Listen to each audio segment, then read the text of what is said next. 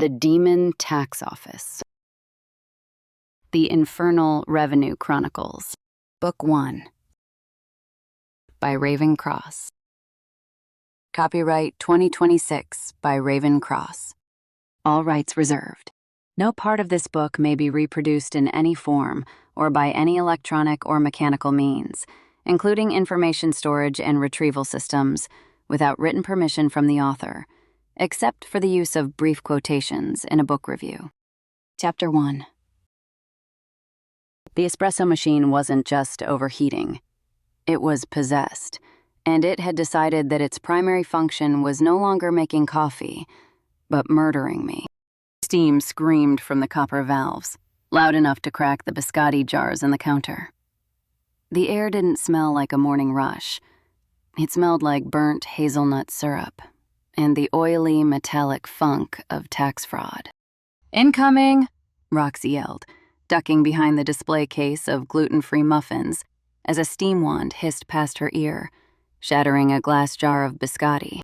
Behind the counter of the daily grind, the Italian espresso machine gurgled, a low, wet sound that definitely didn't belong in a coffee shop in the Loop, and ripped itself free from the plumbing. Copper pipes flailed like tentacles, spraying boiling water and frothed skim milk across the black and white checkered linoleum. "Order for Ashlyn!" the possessed machine shrieked.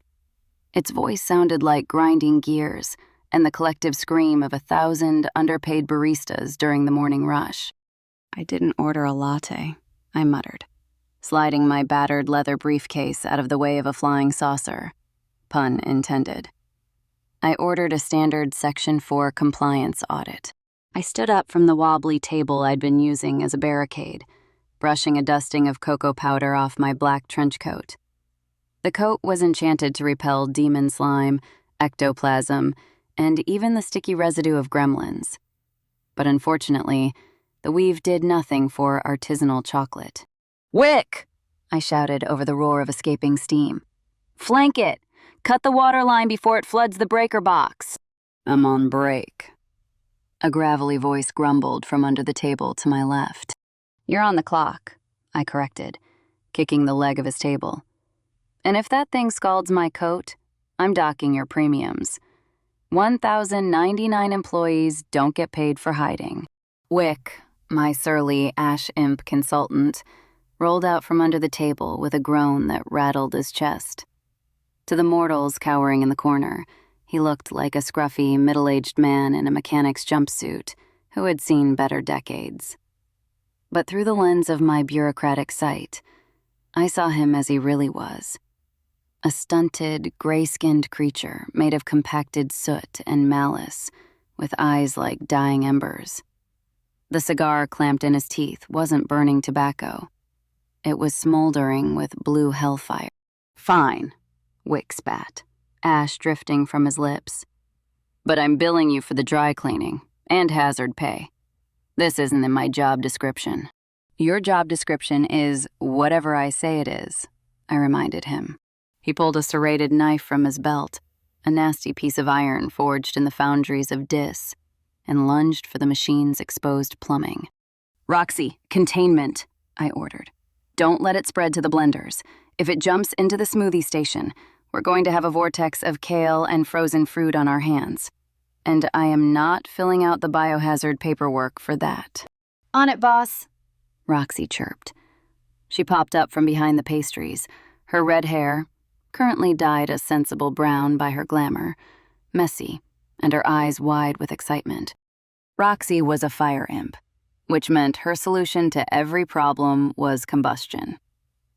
But after the golden handshake incident last month, she was officially a probationary field agent.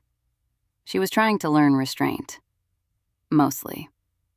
She snapped her fingers, forming a ring of controlled heat around the rampaging espresso machine. The air shimmered. The spraying water turned to steam instantly, hissing as it evaporated before it could touch the electrical outlets. "Kevin," I said, turning to the terrified hedge witch cowering by the register. He was a 20-something with a septum piercing, a beanie that had seen better days, and a shaking grip on a counter-curse amulet he'd probably bought on Etsy. I just wanted it to make latte art faster, Kevin wailed, clutching the amulet like a lifeline. The morning rush is brutal. I thought a little animation spell would help with the foam. Section 4, Paragraph 2 of the Pact Enforcement Code. I recited, the words tasting like copper penny and old ink on my tongue. I pulled my ledger from my pocket. The slate-gray tablet flickered to life, the screen glowing with a dull, bureaucratic amber light. Unauthorized animation of industrial machinery requires a Class C permit, Kevin. You tried to cheat the tithe by automating your business with dirty magic. I didn't know. Ignorance of the law is not an exemption from the penalty, I said. It just increases the processing fee. The machine lunged at me. A portafilter whipped toward my throat like a striking cobra, dripping boiling espresso. I didn't flinch. I let the adrenaline sharpen my focus, slowing the world down into a series of variables and equations. Distance, velocity, intent. I held up my hand. Audit. Pause. The air rippled. The magic in the room seized, held in place by the sheer, crushing weight of bureaucracy. The pipe stopped an inch from my nose, vibrating with frustrated malice. The demon inside the machine strained against the unseen barrier, the metal groaning as it tried to complete the strike. Asset seizure initiated, I said, my voice resonating with power that wasn't mine, but borrowed from the department. I tapped the repo icon on my ledger. A beam of red light shot out from the tablet, hitting the machine dead center in the boiler. The demon shrieked, a high, piercing sound that shattered the remaining coffee mugs on the shelf.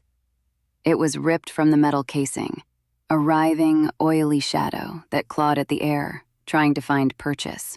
"Bag it, Wick!" I yelled. Wick was ready. He held open a containment bag, basically a heavy-duty trash bag covered in glowing binding runes. He moved with a speed that belied his grumpy demeanor, scooping the spectral sludge out of the air. The demon howled as it was sucked inside. Wick twisted the bag shut, tie-wrapped it with a strip of silver wire, and slapped a neon orange "pending" sticker on the side. Audit complete, I said to Kevin, who was now weeping into a napkin. The machine slumped, lifeless. Just a pile of broken copper and dented steel. You'll receive a bill for the damages, I told Kevin, sliding my ledger back into my pocket. And the call-out fee. And the coffee. I looked at the ruined biscotti jar. And the biscotti. The Department of Infernal Revenue doesn't have a front door. You can't just walk in off the street. To find it, you have to find a brick with a scorch mark in an alleyway off Wall Street. Press your thumb against it until you feel the heat of damnation, and wait for the wall to fold inward. We walked into the lobby, the three of us trailing soot, steam, and the smell of burnt hazelnut. The lobby of the DIR was designed to intimidate. The ceiling was lost in shadows, hidden behind floating clouds of smog. The floor was polished obsidian that reflected your sins back at you if you looked too closely. And the line for potential audits stretched out of sight, a queue of souls, demons, and minor deities waiting to plead their cases to the stony-faced clerks behind the high counters. That went well, Roxy said, wiping a smudge of ash off her leather jacket as the wall sealed shut behind us. I only set one table on fire, and I put it out. Progress, I noted, checking my watch. But you used a Class 2 combustion cantrip in a confined space. If the ventilation hadn't been working, we'd all have carbon monoxide poisoning. Details. Roxy waved a hand. The important thing is, the coffee machine is dead. I hate coffee jobs, Wick grumbled, adjusting the strap of the containment bag slung over his shoulder. The demon inside was still wriggling, looking like an angry bag of wet laundry. Too much liquid. Gets in my pores. We headed for the elevators, bypassing the long line of sobbing souls. Being an employee had few perks, but the express elevator was one of them. I swiped my badge, Ashlyn Saint, Auditor Class 3, and the brass doors slid open. "Agent Saint," the elevator voice droned. It was a disembodied, genderless voice that sounded like it disapproved of your life choices. "You have a priority message." "Ignore it," I said, pressing the button for level -4, the audit division. "We need to file the report, drop off the asset, and get lunch. I'm starving." "Message from Director Malphus," the elevator insisted, the doors refusing to close. "Report to the boardroom immediately. Bring the team." My stomach dropped. It felt like I'd swallowed a cold stone. Malphus was the executive director of the New Moy branch. He was a Duke of Hell, a fallen angel of high standing, and my personal nightmare. He didn't call for status updates. He called for executions, or worse, performance reviews. "Do you think he found out about the expense report?" Roxy whispered, her eyes widening. "I might have expensed a few monster trucks for the vein job." "You did what?" I hissed. "They were necessary for the heist." "We were catering waiters," I reminded her. "When did we need monster trucks?" "Hypothetically," Roxy amended. "I expensed them hypothetically." "No," I said, rubbing my temples. "If it was the expense report, he'd just garnish our souls remotely. An in-person meeting? That's worse. That means he has a job he can't put in an email." "Great," Wick spat, shifting the bag. "I love off-book jobs. They always pay an exposure." "Let's get it over with," I said. Level -666. The elevator dropped. It didn't accelerate. It just fell, leaving my stomach somewhere on the lobby floor. The boardroom on level -666 overlooked a lake of fire. The floor-to-ceiling windows offered a panoramic view of the burning plains of the underworld, complete with flying furies and the distant, monolithic structures of the obsidian citadels. It was a hell of a view for a Tuesday. Director Malphus sat behind his desk of polished bone at the far end of the room. He looked human, handsome in a sharp, bespoke Italian suit, with slicked-back dark hair and a jawline that could cut glass. But his shadow didn't match. It stretched out across the floor, massive, winged, and horned. "Agent Saint," he said, not looking up from the file he was reading. "Consultant Wick, Agent Roxy, please stand at attention. The chairs are for closers." We stood. The carpet felt like it was judging my boots. "Your metrics for the quarter are adequate," Malphus allowed, finally raising his eyes. They were black, with no whites, swallowing the light in the room. "The golden handshake audit was a significant recovery of assets. Mammon was pleased. Which means I am temporarily less inclined to flay you." "Does please mean a raise?" Wick asked, leaning on the containment bag. Malphus ignored him. "However, your debt, Agent Saint, remains substantial. The 2% reduction was a gesture. The interest makes that negligible within a month." "I know the math," I said stiffly. I could feel the weight of my contract in my chest, a physical anchor binding me to this place. 1,000 years of service. I was 5 years in. I checked the ledger every morning. Good, because I have a new assignment. One that could accelerate your repayment plan. He slid a file across the desk.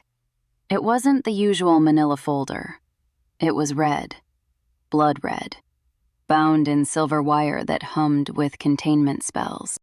A red file. "Sir?" I asked, hesitating. I didn't reach for it. "Red files are for liquidation. We're audit. We handle numbers, not whatever is in there." "This case requires a delicate touch," Malphus said, a smile curling his lips. It wasn't a nice smile. "Liquidation is a hammer. They break things. I need a scalpel. And since you three seem to have a talent for surviving impossible situations with minimal collateral damage. We blew up a train, Roxy pointed out helpfully. Minimal, Malphus repeated, his eyes flashing. Open it. I stepped forward and undid the silver wire. The file fell open. Subject: the Chronos heart. Holder: Vane Julian. Status: pending repossession. Threat level: existential. I froze. The breath left my lungs. Vane, I whispered. He's back? We saw him dragged into the portal. He was bankrupt. He never left, Malphus said, leaning back in his chair. He found a loophole. Or rather, he made one. He is back in the city. And he has stolen something very precious. An artifact that belongs to the department's vault. The Chronos heart? Wick asked, his voice losing its usual grumble. I thought that was a myth. A bedtime story for baby warlocks. It is real, Malphus said. It is a localized time engine. It allows the user to manipulate temporal debt, to rewrite the past payment schedules. He's cooking the books, I realized. He's using it to erase his bankruptcy. Worse, Malphus said. He's using it to erase everyone's debt. Selective forgiveness. For a price, of course. That would crash the economy, I said. The soul market relies on the permanence of debt. If Vane can just undo it. Chaos, Malphus confirmed. Which is why you are going to get it back. Why us? I asked. Send Cain. Send a legion of hellhounds. Vane has learned from his mistakes, Malphus said. He has warded his new operation against direct aggression. High-yield combat magic triggers a failsafe that shifts the heart out of phase. If Cain kicks down the door, the prize vanishes. But an audit, I murmured. Is a legal process, Malphus finished. The wards are designed to stop soldiers, not accountants. You can get close. You can use the bureaucracy to freeze the asset before he can shift it. And if we do? I asked. This is a suicide mission, sir. Vane hates us. Personally. Malphus smiled. It was terrifying. If you bring me the heart, Agent Saint, I will wipe your ledger clean. Zero balance. Freedom. The word hung in the air. Freedom. No more debt. No more centuries of servitude. I could have my life back. Or at least, what was left of it. I felt Roxy grab my arm. She heard it too. We'll take it, I said, before I could talk myself out of it. Excellent, Malphus said. But be warned, you are not the only ones looking for it. The Department of Liquidation has also dispatched an agent. To ensure redundancy. Who? I asked. The heavy oak doors behind us slid open with a hiss. That would be me, a voice said. Smooth, arrogant, familiar. I turned. Leaning against the doorframe, checking his immaculate fingernails, was Cain. He looked, as always, like he had just stepped out of a noir film that had an unlimited budget for tailoring. His truckle suit was impeccable. His silver hair was perfect. And the gun holstered under his arm was definitely not standard issue. It was a custom piece, etched with runes that hurt to look at. Hello, Ashlyn, he said, pushing off the doorframe and walking into the room. He moved like a predator, silent, fluid, dangerous. Try not to get in my way this time. Cain, I said, narrowing my eyes. I thought liquidation only handled expired accounts. Vane is expired, Cain said, stopping a few feet from me. He smelled of expensive scotch and gunpowder.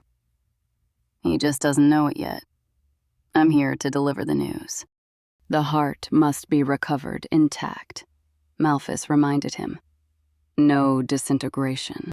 I'll try my best, Cain said, shooting a smirk at me. But things get messy when amateurs are involved. Amateurs? Roxy bristled, sparks dancing on her fingertips. I'll show you amateur. Stand down, Agent, Malphus ordered. Kane is your competition. Whoever recovers the heart gets the credit. And the reward. So it's a race, I said. It's a test, Malphus corrected. Dismissed. Kane turned and walked out, not waiting for us. As he passed, he leaned in close to my ear. Check the fine print, Saint, he whispered. The red files always bleed. Then he was gone. I looked down at the file in my hands. It felt heavy. Heavier than a coffee machine. Heavier than a train. Well, Wick said, breaking the silence. At least we don't have to wear hairnets this time. Don't bet on it, I said, clutching the file. Let's go. We have a warlock to audit. Chapter 2. The elevator ride down from the executive director's office is usually silent. Mostly because everyone is too busy checking to see if they still have their souls attached. It's a long drop from the penthouse, roughly 66 floors of bureaucratic hell, sandwiched between layers of reality that shouldn't exist. This time, the silence was heavy for a different reason. It had mass. It had teeth. I held the red file, Operation Chronos, against my chest like a shield. It felt hot to the touch, vibrating with the contained potential of the spellwork sealed inside. My deck counter, currently hovering around 838,000 soul credits, seemed to tick louder in the confined space, a countdown clock to my own personal oblivion. Kane was leaning against the back wall, checking his cuticles.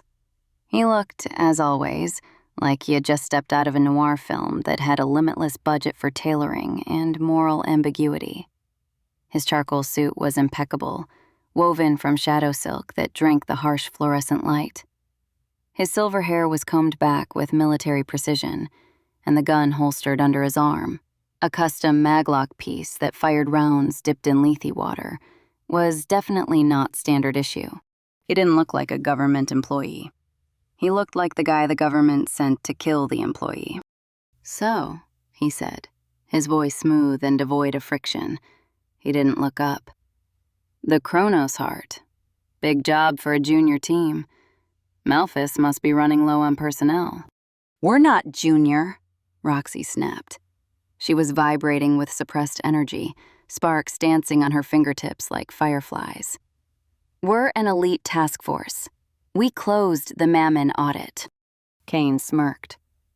It was a terrifying expression, mostly because it didn't reach his eyes.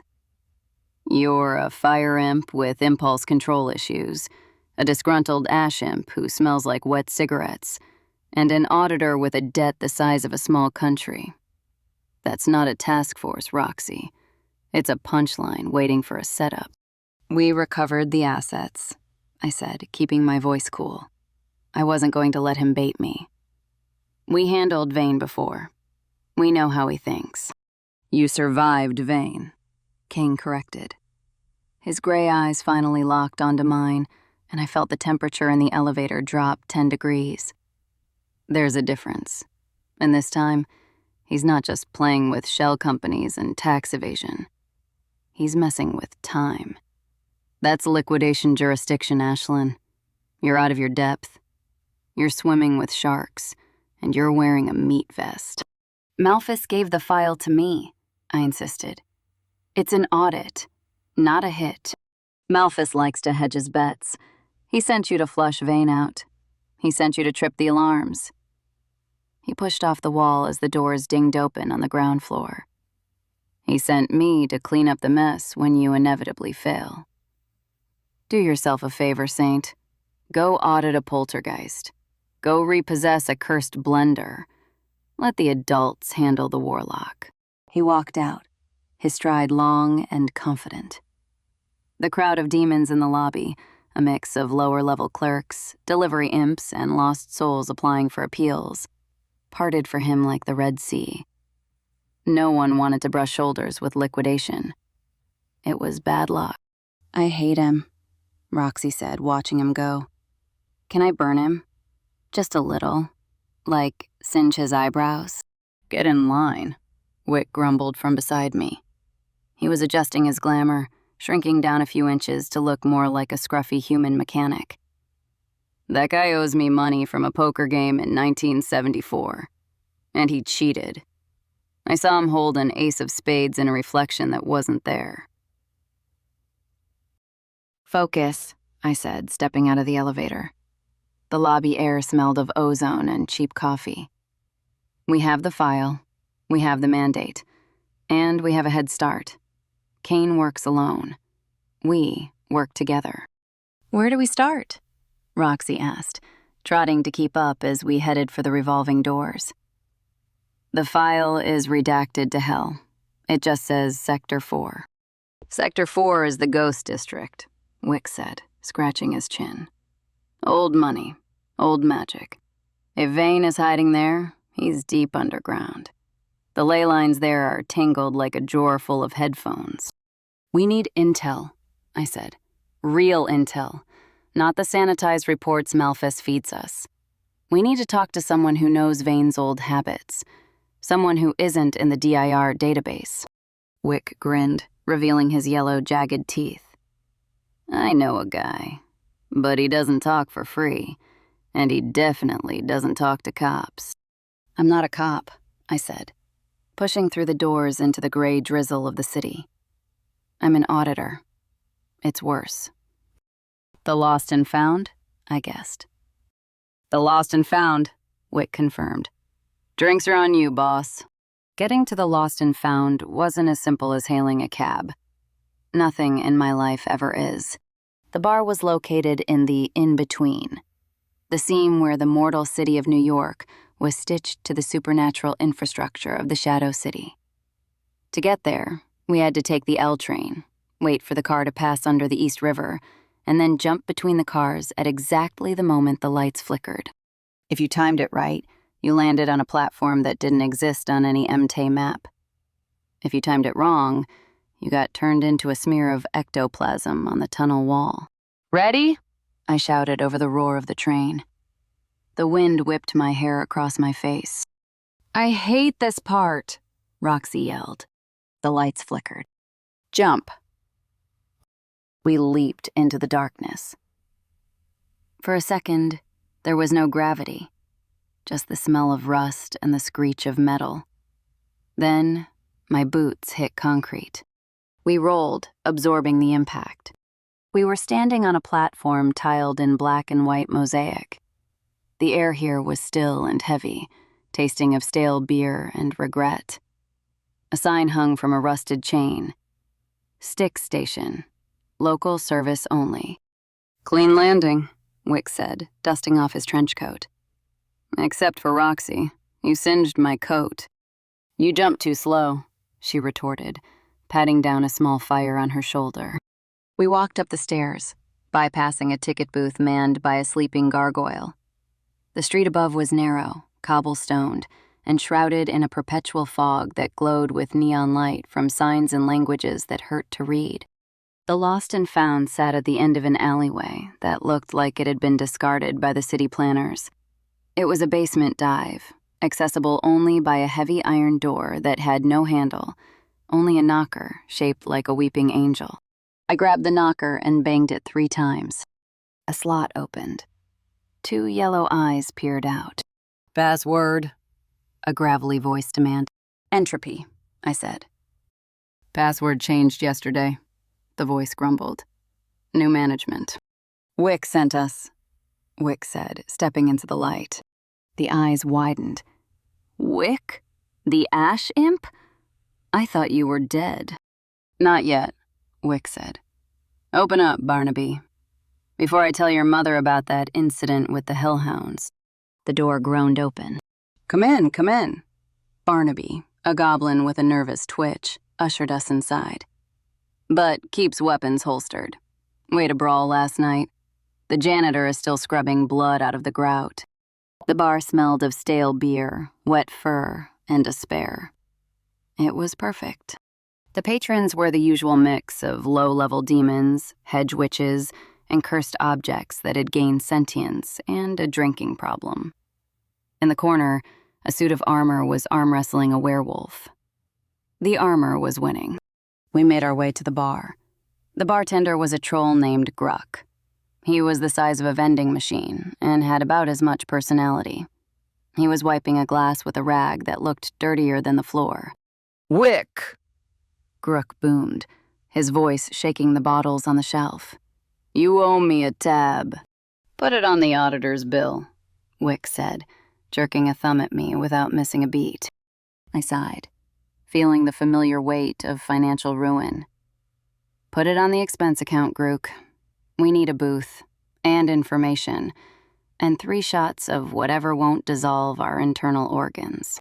Grook eyed my badge. He spat on the floor. "No auditors. Bad for business. Everyone leaves when auditor walks in. Think they getting audited."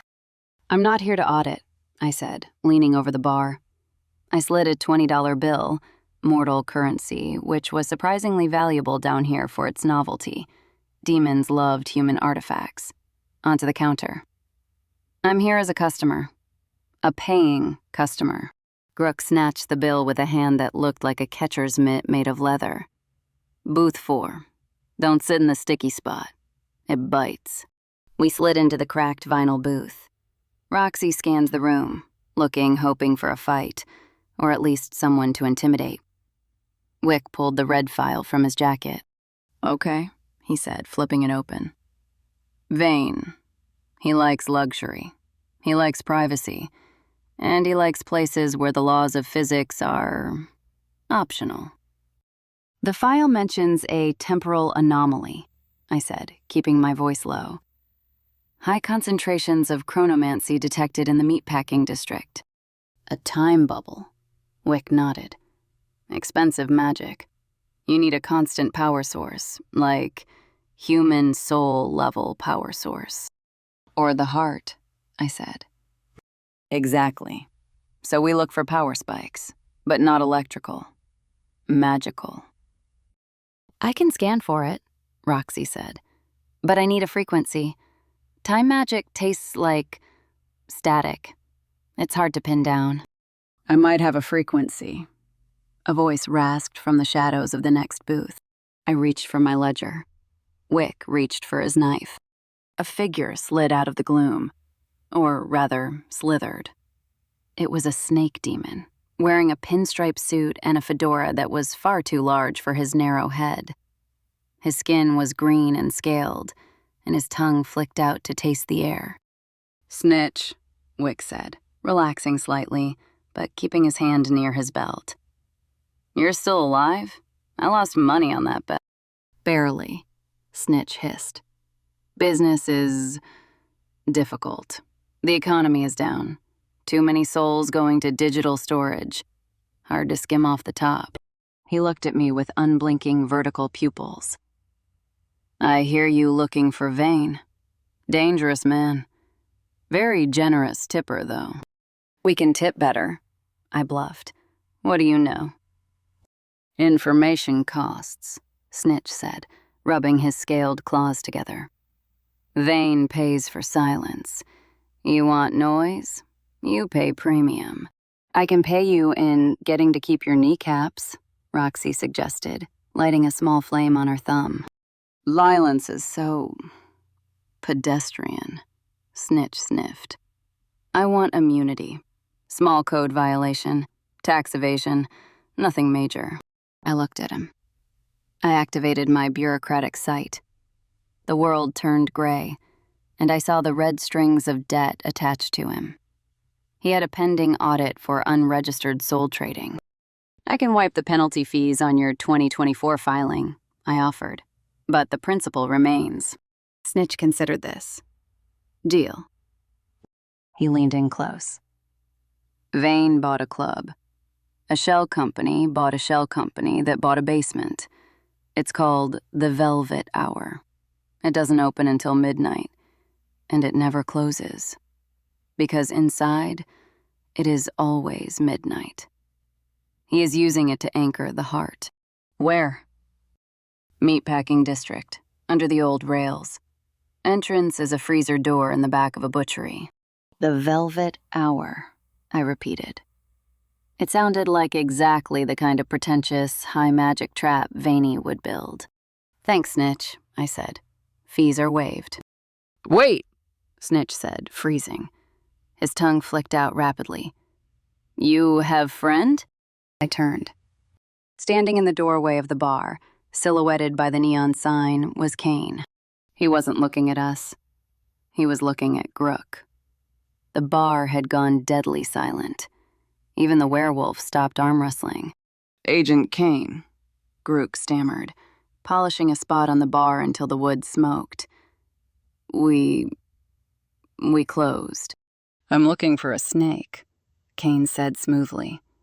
His voice carried through the room, clear and cold. Goes by Snitch. Heard he likes to sell secrets that don't belong to him. Specifically, secrets regarding a Class A warlock. Snitch turned pale, or a lighter shade of green. He is liquidation. He will erase me. You said I had immunity. Auditing immunity, I clarified. Not liquidation immunity. Go, I told Snitch. Back door, run. Snitch didn't need telling twice. He scrambled away, knocking over a chair. Kane turned his head. He saw the movement. Then he saw us. He smiled. It was the smile of a wolf seeing a particularly slow rabbit. Saint, he called out, walking over. Fancy meeting you here. Recruiting informants? Or just hiding from the job? Having a drink, I said, sliding the red file under the table with my foot. You? I thought liquidation agents didn't drink on duty. I'm not on duty, Kane lied. I'm just cleaning up loose ends.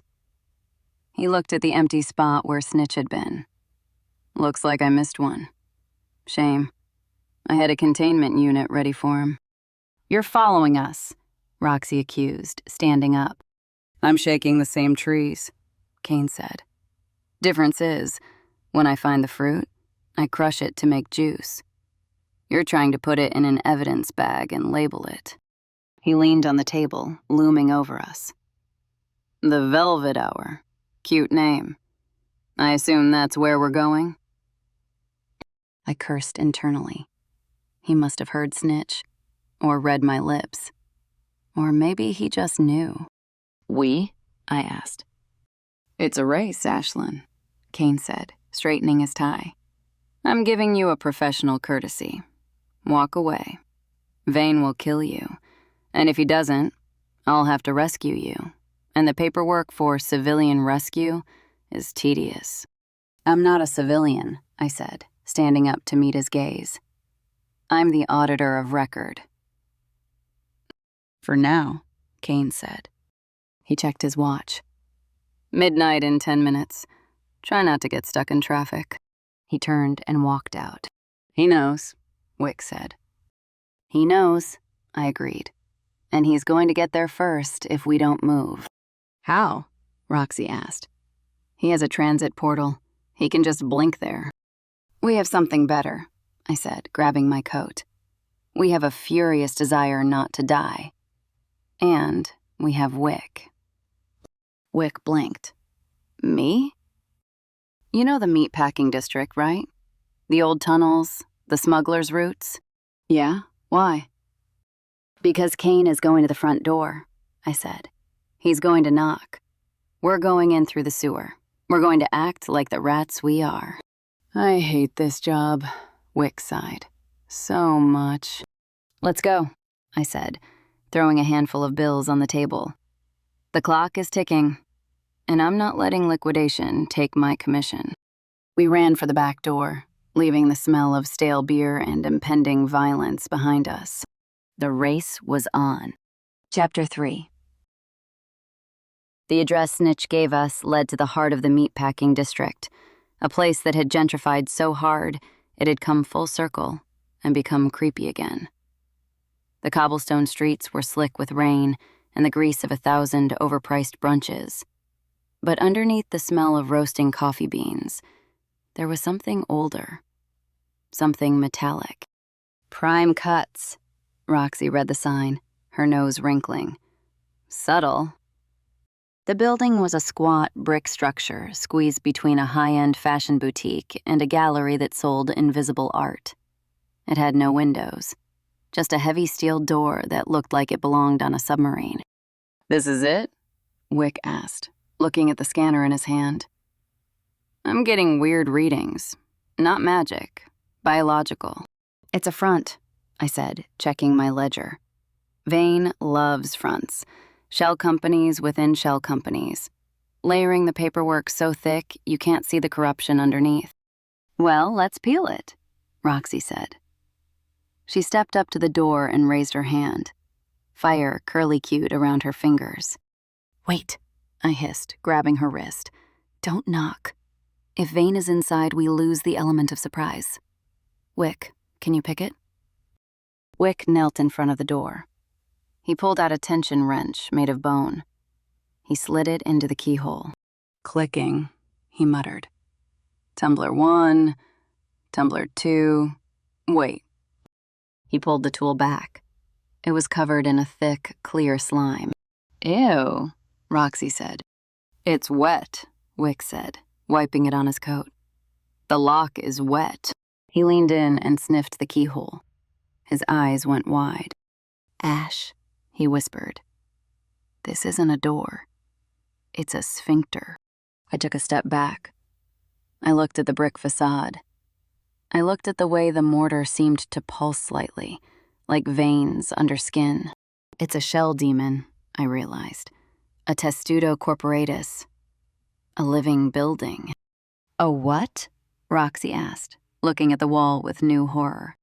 "It's a biological construct," I explained, whispering. "Demon lords use them for secure storage. You grow the building around the assets. It's alive. It eats intruders." "And we're about to walk into its mouth," Wick concluded. "I really hate this job." "If it's a shell demon," I said, "it has an esophagus, which means the door isn't locked. It's just clenched." "I am not tickling a building," Roxy stated firmly. "You don't have to," I said. I pulled out a small jar of industrial laxative used for purging paperwork clogs from my bag. "Wick, feed the door." Wick grumbled, but took the jar. He poured a few drops into the keyhole. The building shuddered. A low moan echoed from the roof. The steel door gurgled, then relaxed, swinging open with a sound that was definitely wet. "After you," Wick said. The inside of Prime Cuts did not look like a butchery. It looked like the inside of a rib cage. The walls were lined with pink insulation that looked suspiciously like muscle fiber. The floor was spongy. Hooks hung from the ceiling, but instead of meat, they held filing cabinets, hundreds of them, suspended in slime-covered chains. "It's an archive," I said, my voice echoing in the cavernous space. Vane's paper trail. "It's a mess," Roxy noted. She was right. The place had been tossed. Filing cabinets were ripped open, their contents spilling onto the floor in drifts of white paper. The muscle walls were slashed, oozing a blue ichor. "Someone beat us here," Wick said, bending down to examine a pile of shredded documents. "And they weren't gentle." "Kane," I said. The name tasted bitter. We moved deeper into the belly of the beast. The air was hot and humid, smelling of old ink and stomach acid. We stepped over security guards, stone gargoyles that had been shattered into gravel. "He liquidated the security," Wick noted, kicking a stone head. "Clean cuts. Mag blade." "He's thorough," I admitted. We reached the center of the structure, or the stomach. It was a circular room where the acid pools bubbled sluggishly. In the center, on an island of bone, stood a desk. Sitting behind the desk, feet propped up on the mahogany, was Kane. He didn't look up as we entered. He was wiping a dark blue fluid from his silver gun with a silk handkerchief. "You're late," he said. His voice was calm, echoing strangely off the fleshy walls. "And you're trespassing," I said, walking out onto the bone bridge. "This is an audit scene, Kane. You're contaminating the evidence." "There is no evidence," Kane said. He holstered his gun and stood up. He looked impeccable, despite standing inside a giant stomach. "Vane isn't here. The heart isn't here. This was a decoy." "A decoy?" Roxy asked. "A giant living building is a decoy?" "Vane has resources," Kane shrugged. "He knew I was coming.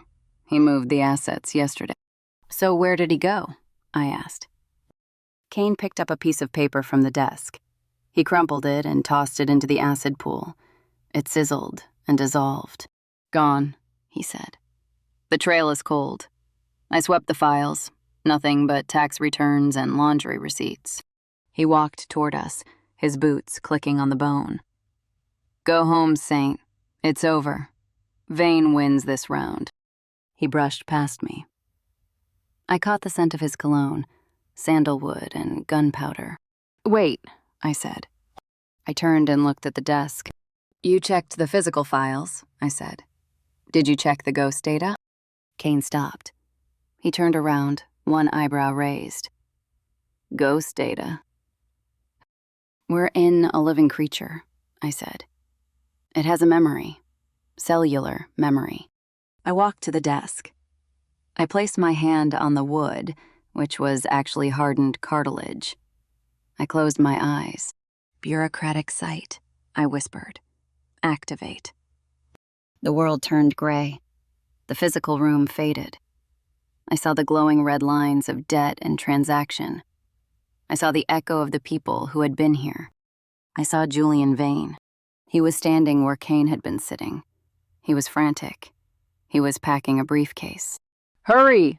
the echo of Vane shouted. "The liquidation agent is tracking the isotopic signature. We have to move the anchor."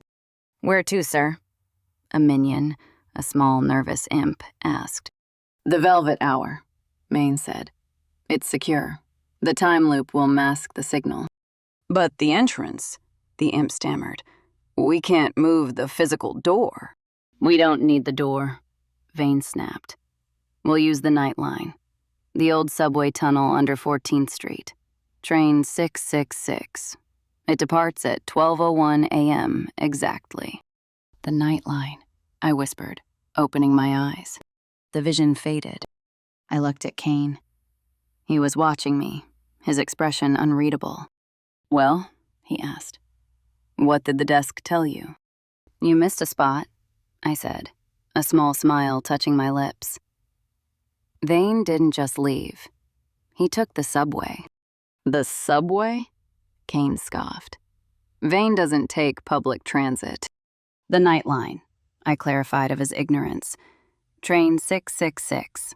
It's a phantom line. It runs through the Shadow City." Kane's eyes narrowed. "I know the night line. It's a myth. A ghost story for junior agents." "Vane is on it," I said. "Or he will be. 12:01 a.m. I checked my watch. "It's 11:15 p.m. Kane checked his own watch. The arrogance on his face cracked, just a fraction. "If you're lying, Saint." "If I'm lying, you can liquidate me," I said. "But if I'm right, I get the collar." Kane looked at me. He looked at Wick and Roxy. "Race you," he said. And then he vanished. Not a metaphor. He literally dissolved into a cloud of smoke and was gone. "Show off," Roxy muttered. "He used a blink charm," Wick said. "Expensive. He'll be there in 10 minutes. "Then we have to hustle," I said. The building gave a sudden violent lurch. The acid pools bubbled furiously. The walls began to contract. "Uh-oh," Wick said. "What?" Roxy asked. "The laxative is wearing off," Wick said. "The sphincter is closing." "Run!" I heightened. We sprinted back across the bone bridge. The walls were pulsing now, squeezing in. The ceiling was lowering. It's trying to digest us, Roxy yelled, lighting her hands up. Can I burn it now? Yes, I shouted. Burn it! Roxy unleashed a torrent of fire. The pink flesh walls sizzled and screamed. The building recoiled, opening the path just enough for us to squeeze through. We scrambled through the guts, dodging falling filing cabinets and pools of slime. We reached the front door. The sphincter was clenching tight. Wick, wedge it! Wick threw a metal crowbar into the opening. It crunched, but held the muscle open for a second. We dove through. We landed on the wet cobblestones of the alley, covered in blue slime and smelling like a stomach. Behind us, the door slammed shut with a wet thud and a burp. Gross, Roxy said, wiping sludge off her jacket. Effective, I panted. We have the lead. Kane blinked there, Wick noted. He's ahead of us. He's ahead to the station, I corrected. But he can't get on the train without a ticket. And you can't buy a ticket for the Nightline with money. I tapped my ledger. You need a soul. And we have plenty of those? Roxy asked sarcastically. No, I smiled, though it probably looked grim. But I know how to forge one. Fraud? Wick asked, his eyes lighting up. Creative accounting, I said. Let's go. We have a train to catch. Chapter 4. The 14th Street subway station is a circle of hell that hasn't been officially mapped yet. It smells of burnt rubber, urine, and the quiet desperation of 3 a.m. commuters waiting for an L train that will never come. But we weren't looking for the L. We were looking for the N. The Nightline. We have 4 minutes, I said, checking my watch as we vaulted the turnstiles. The station was empty, the fluorescent lights buzzing with a sickly yellow hum. Which platform? Roxy asked, her boots echoing on the concrete. There isn't one, Wick said. We have to make one. He stopped in front of a tiled wall advertising a dermatological treatment for scales and other unwanted dermal manifestations. He pulled out a piece of chalk, made from ground finger bones, obviously, and drew a door handle on the tiles. He turned it. The wall didn't open. It unfolded. The tiles rotated like puzzle pieces, revealing a staircase that spiraled down into a darkness that felt cold enough to crack teeth. After you, Wick said. We descended. The air got clearer as we went down, losing the humidity of the city and gaining the dry, static charge of a storm. At the bottom of the stairs, the platform was made of obsidian. The tracks weren't steel. They were ribs.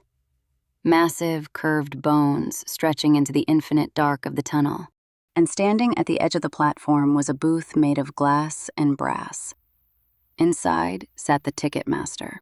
He was a shade, a shadow with a uniform. No face, just a peaked cap floating above a collar. We need 3 tickets, I said, stepping up to the glass. Destination, the shade whispered. The voice didn't come from a mouth. It came from the air vents. The Velvet Hour, I said. The shade paused.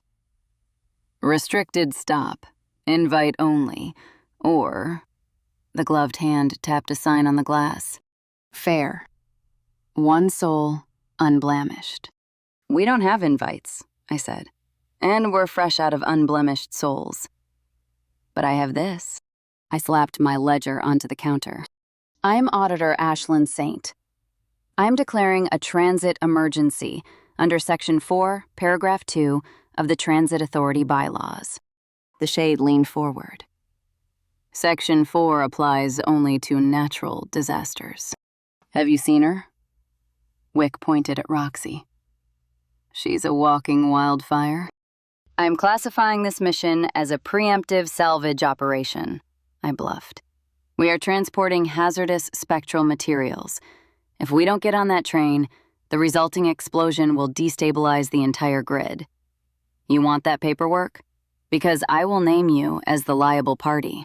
The shade hesitated. Bureaucracy was a universal language. No one wanted to be the guy who caused a grid collapse. But before he could stamp the tickets, a voice cut through the static. "I'll pay their fare." I turned. Kane was standing by the pillar, looking annoyed but perfectly composed. He held up a black credit card that glowed with a violet light. "Liquidation expense account," he said. 4 tickets. One way. The shade snatched the card. Ding, ding, ding, ding. 4 tickets slid out of the slot. Kane took them. He handed 3 to me. "You paid for us?" I asked, suspicious. "Why? You said it was a race." "It is," Kane said, walking past me to the edge of the platform. "But I can't race you if you're stuck on the platform. Besides," he checked his watch. "Here it comes." A low moan echoed from the tunnel. Then a scream. The nightline didn't rattle. It glided. The engine was a massive, ironclad locomotive that looked like it had been built by a madman in 1890 and then possessed by a demon. Green fire belched from the smokestack. The wheels sparked with lightning. It hissed to a halt in front of us. The doors opened with a skeletal rattle. "All aboard!" A conductor, a skeleton in a snappy blue uniform, called out. We stepped onto the train. The interior wasn't a subway car. It was a lounge. Velvet seats, mahogany tables, gas lamps flickering on the walls. The windows were black, showing only the swirling void of the tunnel. The passengers were diverse. A vampire reading the Financial Times, a group of succubi having tea, a massive stone golem taking up 2 seats and sleeping. "Fancy," Roxy whispered. "Don't get comfortable," I said. "This is Vane's turf. He probably owns the train." "He does," Kane said, taking a seat opposite us. "He bought the Nightline last year. Privatized the afterlife transport system." "That explains the ticket prices," Wick muttered, taking a seat and putting his feet up. "So," I said, looking at Kane. "Why the charity?" Kane crossed his legs. "The Velvet Hour is inside a time bubble. It's essentially a pocket dimension. The only physical anchor is the train. We have to travel through the timeline to get to the moment the club exists." "Okay," I said. "So we're time traveling." "Technically, we're time drifting," Kane corrected. "But yes, if you try to enter the club from the street, you just find a brick wall. You have to enter from the past.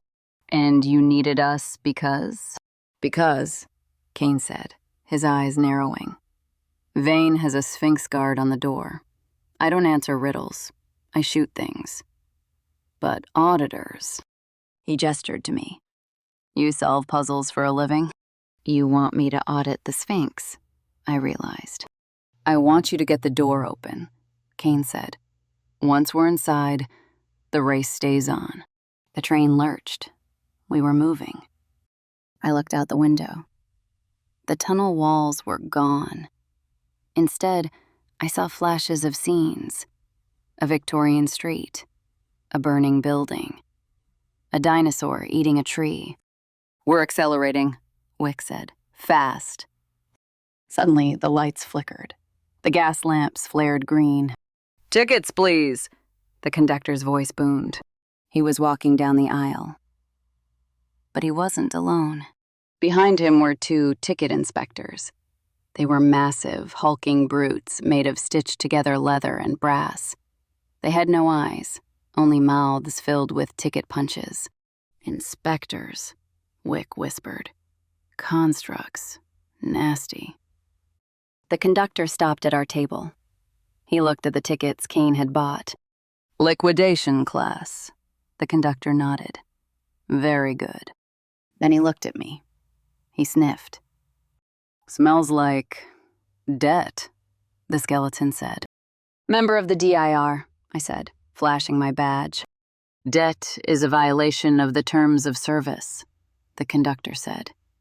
"Passengers must be solvent." "I have a payment plan," I argued. "Insufficient," the conductor clacked. He snapped his fingers. The 2 ticket inspectors stepped forward. Their punch mouths gnashed. "Remove the stowaways," the conductor ordered. Kane sighed. He didn't move to help. He just watched, looking amused. "Looks like your free ride just expired, Saint," he said. "Roxy," I said, standing up. "Plan B." "Burn them?" Roxy asked, grinning. "Audit them," I said. With extreme prejudice, I drew my ledger. Wick drew his shotgun. Roxy lit her hands. "Sorry about the upholstery," I told Kane. And then the fight started. Chapter 5. The conductor lunged, his hole puncher snapping at my face like a mechanical piranha. I ducked, feeling the wind of the snap ruffle my hair. "Review of terms," I shouted. "Section 8, passenger rights regarding hostile staff." "Ticket void," the conductor screeched, swinging again. The lounge car had turned into a brawl.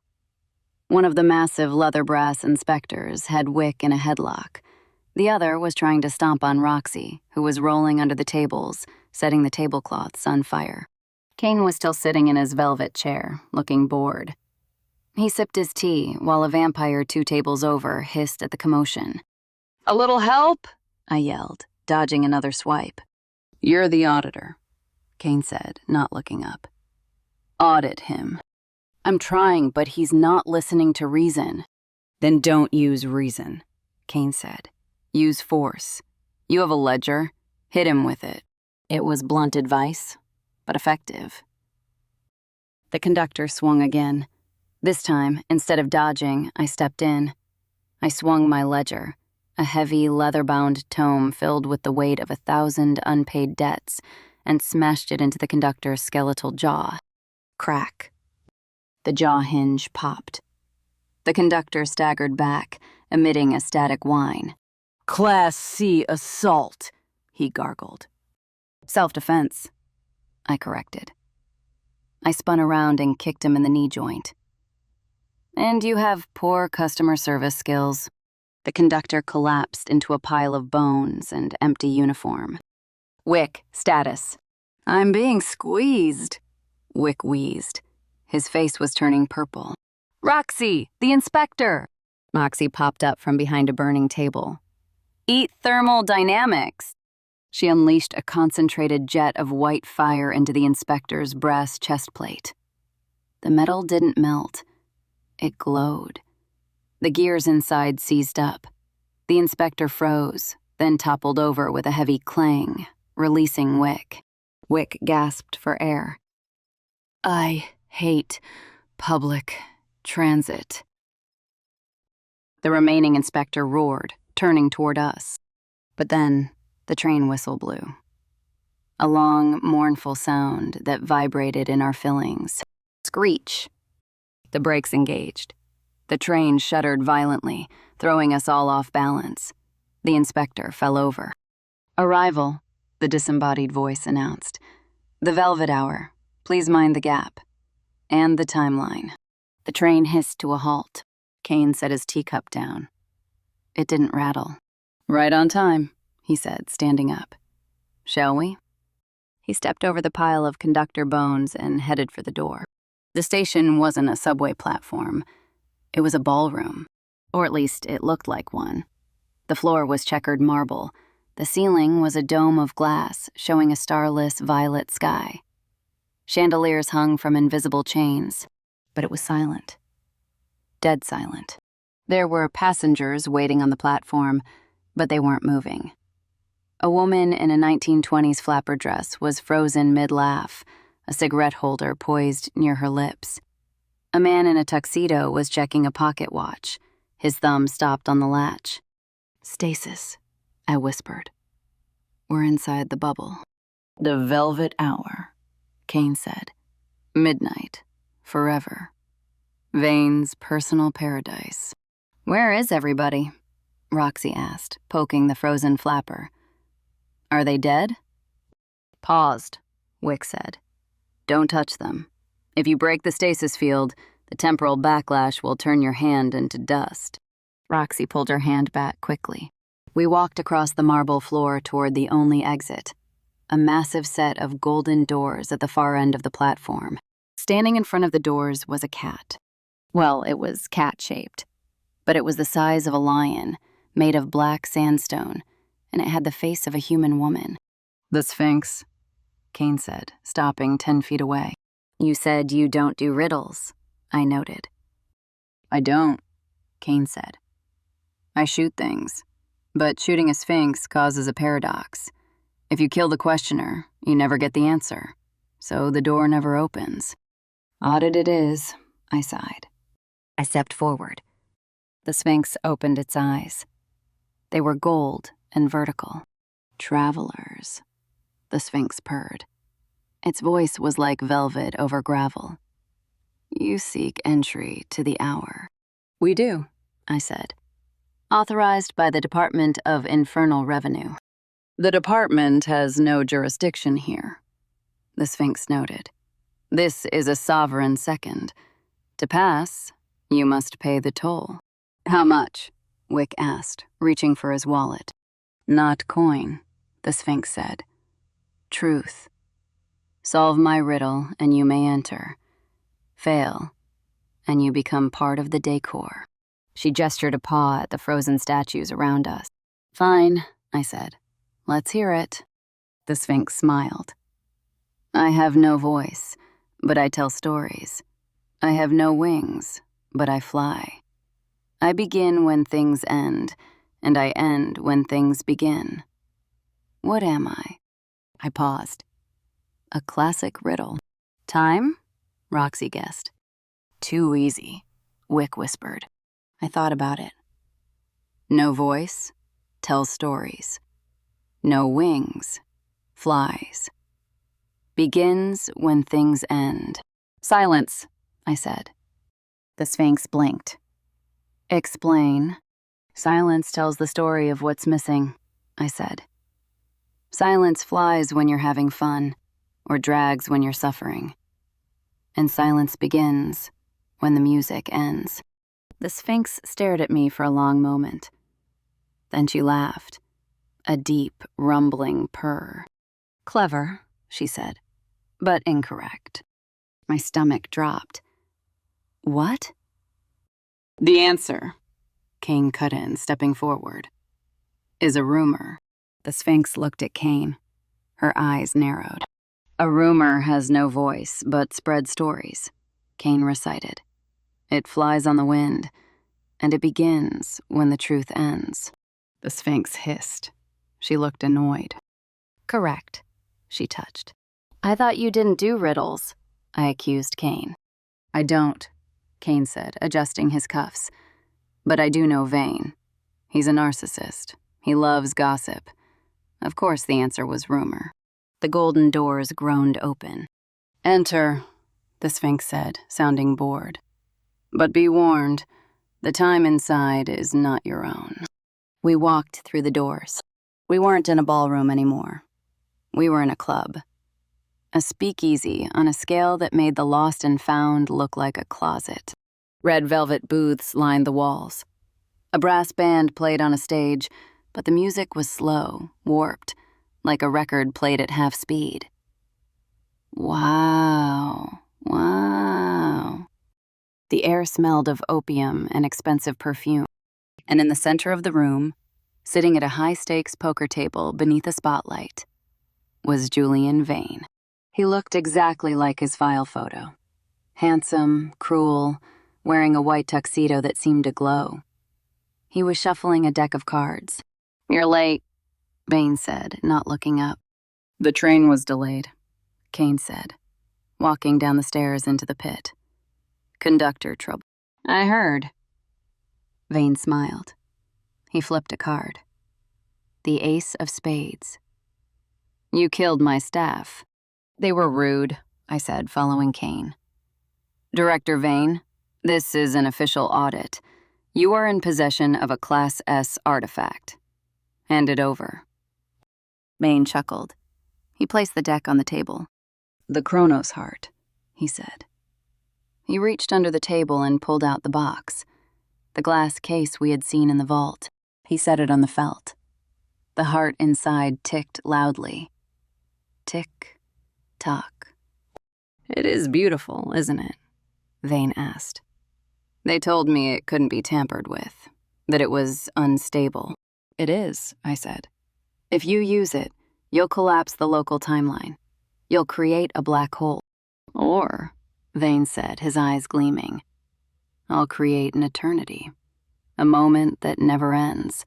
No debt, no deadlines, just one perfect night. You're insane, Wick said. I'm efficient, Vane corrected.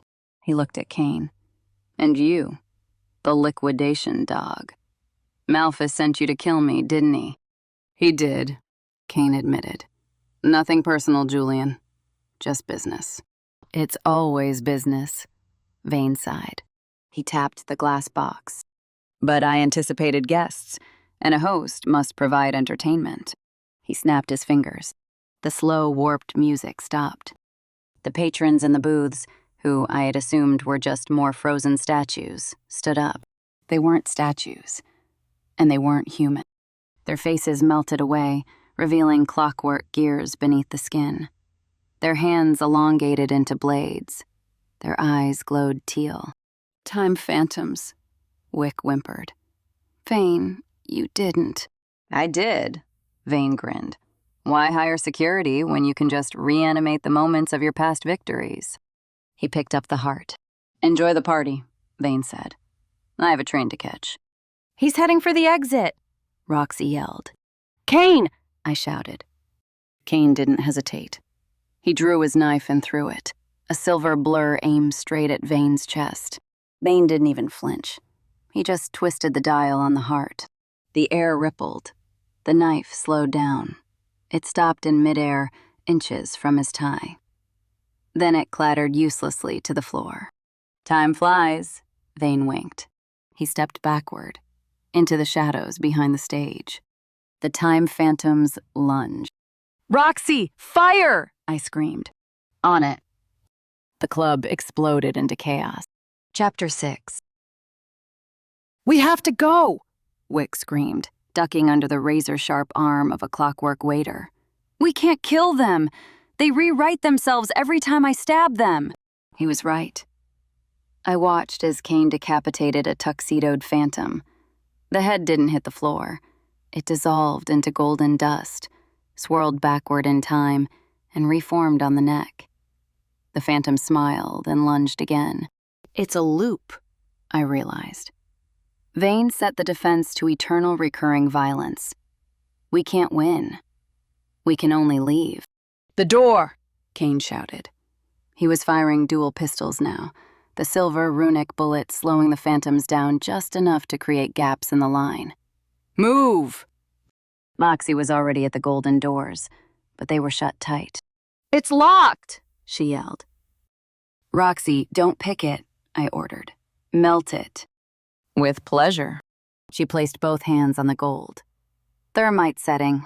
White fire erupted from her palms. The gold didn't just melt, it evaporated. A hole the size of a hula hoop appeared in the metal. Go! I shoved Wick through. Roxy followed. Kane and I were back to back, facing the horde. Ladies first, Kane said, reloading an emotion so fast it blurred. Age before beauty, I retorted. He smirked and shoved me through the hole. He dove after me, rolling to his feet just as a dozen clockwork claws slammed into the doorframe. We were back on the station platform, and Vane was already moving. The night line, the massive iron engine and its coal tender, had decoupled from the passenger cars. It was chugging away, steam billowing from the stack in angry green clouds. Vane stood on the back of the tender, the Chronos heart glowing in his hands. He's taking the engine, Wick shouted. He's heading for the Void interchange, Kane said, pointing down the tracks where reality seemed to fray into gray static. If he hits that crossing, he's gone. He can go to any timeline he wants. Not on my watch, I gritted out. Run! We sprinted down the platform. The engine was accelerating. The gap was widening. I can't make it, Wick yelled. His short legs were pumping, but he was falling behind. Roxy, I shouted. Boost him! Roxy didn't ask questions. She grabbed the back of Wick's coat and threw him. Simultaneously, she blasted a jet of fire from her feet, rocketing herself forward. Wick landed on the ladder of the tender with a squeal. Roxy crashed into the coal pile next to him. Kane and I were neck and neck. He glanced at me. "Boost me," I said. "Like in the training simulation." "We never trained together," Kane noted. "Improvise." Kane didn't hesitate. He laced his fingers. I stepped into his hands. He launched me. I flew through the air, flailing, and grabbed the iron railing of the tender. My shoulder screamed in protest. I pulled myself up. I looked back. Kane was still on the platform. The gap was too big now, even for him. "Kane!" I screamed. He didn't jump. Instead, he dissolved. Blink. He reappeared in a cloud of smoke right next to me on the ladder. "Show off," I panted. "Efficient," he corrected. We climbed onto the top of the tender. Bane was waiting for us. He stood on the roof of the engine cab, wind whipping his white suit. The heart was pulsing violently now. Thump, thump, thump, thump, syncing with the rhythm of the spectral tracks. "Persistent!" Vane yelled over the roar of the wind. "I admire the work ethic, but your shift is over." He raised the heart. "Steam wolves," he commanded. The green smoke from the stack twisted and hardened. It formed shapes, wolves made of scalding vapor and compressed rage. They howled, a sound like a kettle boiling over, and charged. "Kane, cover me!" I yelled. "I need to get to the brake lever." "There are no brakes," Kane shouted, shooting a wolf in midair. The bullet passed through the vapor, but the runes disrupted the spell, causing the wolf to dissipate. "It's a spectral engine." "Then I'll make brakes." I opened my ledger. The pages flapped violently in the wind. "Wick, I need an anchor." "I'm on a moving train," Wick yelled from the coal pile, where he was hitting a wolf with a shovel. "I don't have an anchor." "You're an ash imp," I shouted. "Connect to the ground. Earth magic." "We're not on the ground." "The tracks are bone," I screamed. "Bone is earth. Do it." Wick swore. He slammed his hand onto the coal. Strange gray symbols flared on his skin. The train shuddered. The wheel screeched. "It's working," Roxy yelled. "He's increasing the drag coefficient." Vane looked down, realizing the train was slowing. "No," he roared. "The schedule must be maintained." He turned the dial on the heart. Flash. A wave of teal energy hit us. Time stopped. I saw the steam wolves frozen in mid-leap. I saw Kane's muzzle flash suspended in air. I saw a bead of sweat floating off my nose, but my mind was still moving. The ledger protected me. Paradox detected, the book whispered in my mind, attempting to resolve. I forced my body to move. It felt like pushing through concrete. I fought against the frozen seconds. Bane was moving too. He was walking toward the edge of the engine, preparing to jump into the void portal that was opening ahead, a swirling vortex of white static. "You can't leave," I gritted out, taking a step. My bones creaked. "Watch me," Vane said, stepping off the edge. He floated. The void caught him. "No!" I screamed. The time freeze snapped. Reality rushed back in a wave of noise and motion. The wolves hit us. The train lurched forward, free of Wick's drag. We were hitting the void. "We're going to crash!" Roxy screamed. "We need to derail," I yelled. "Now!" "If we derail here, we fall into the nothing," Kane shouted. "Not into the nothing," I said, grabbing the ledger. "Into the something." I ripped a page out of the book. It was my lease agreement. "Rerouting destination," I shouted, slapping the page onto the engine's boiler.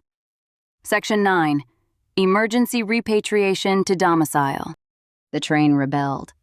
The magic of the nightline fought against the banality of a New York apartment lease. The boiler swelled. The green fire turned blue. "Hold on to something!" I screamed. The world twisted. Up became down. The tunnel became a living room wall. The sound of the train whistle became the sound of breaking glass. We hit reality hard, and then everything went black. Chapter 7. The adrenaline crash hit me like a bag of wet cement. 1 minute, I was stitching up a liquidation agent while my apartment smelled of ozone and demon blood. The next, the door was locked. The room was empty of besuited rivals, and the silence was loud enough to break glass. Roxy had passed out on the rug, using a throw pillow as a shield against the world. She was snoring, little puffs of sulfur smoke escaping her lips with every exhale. Wick was curled up on the armchair, dismantling my toaster.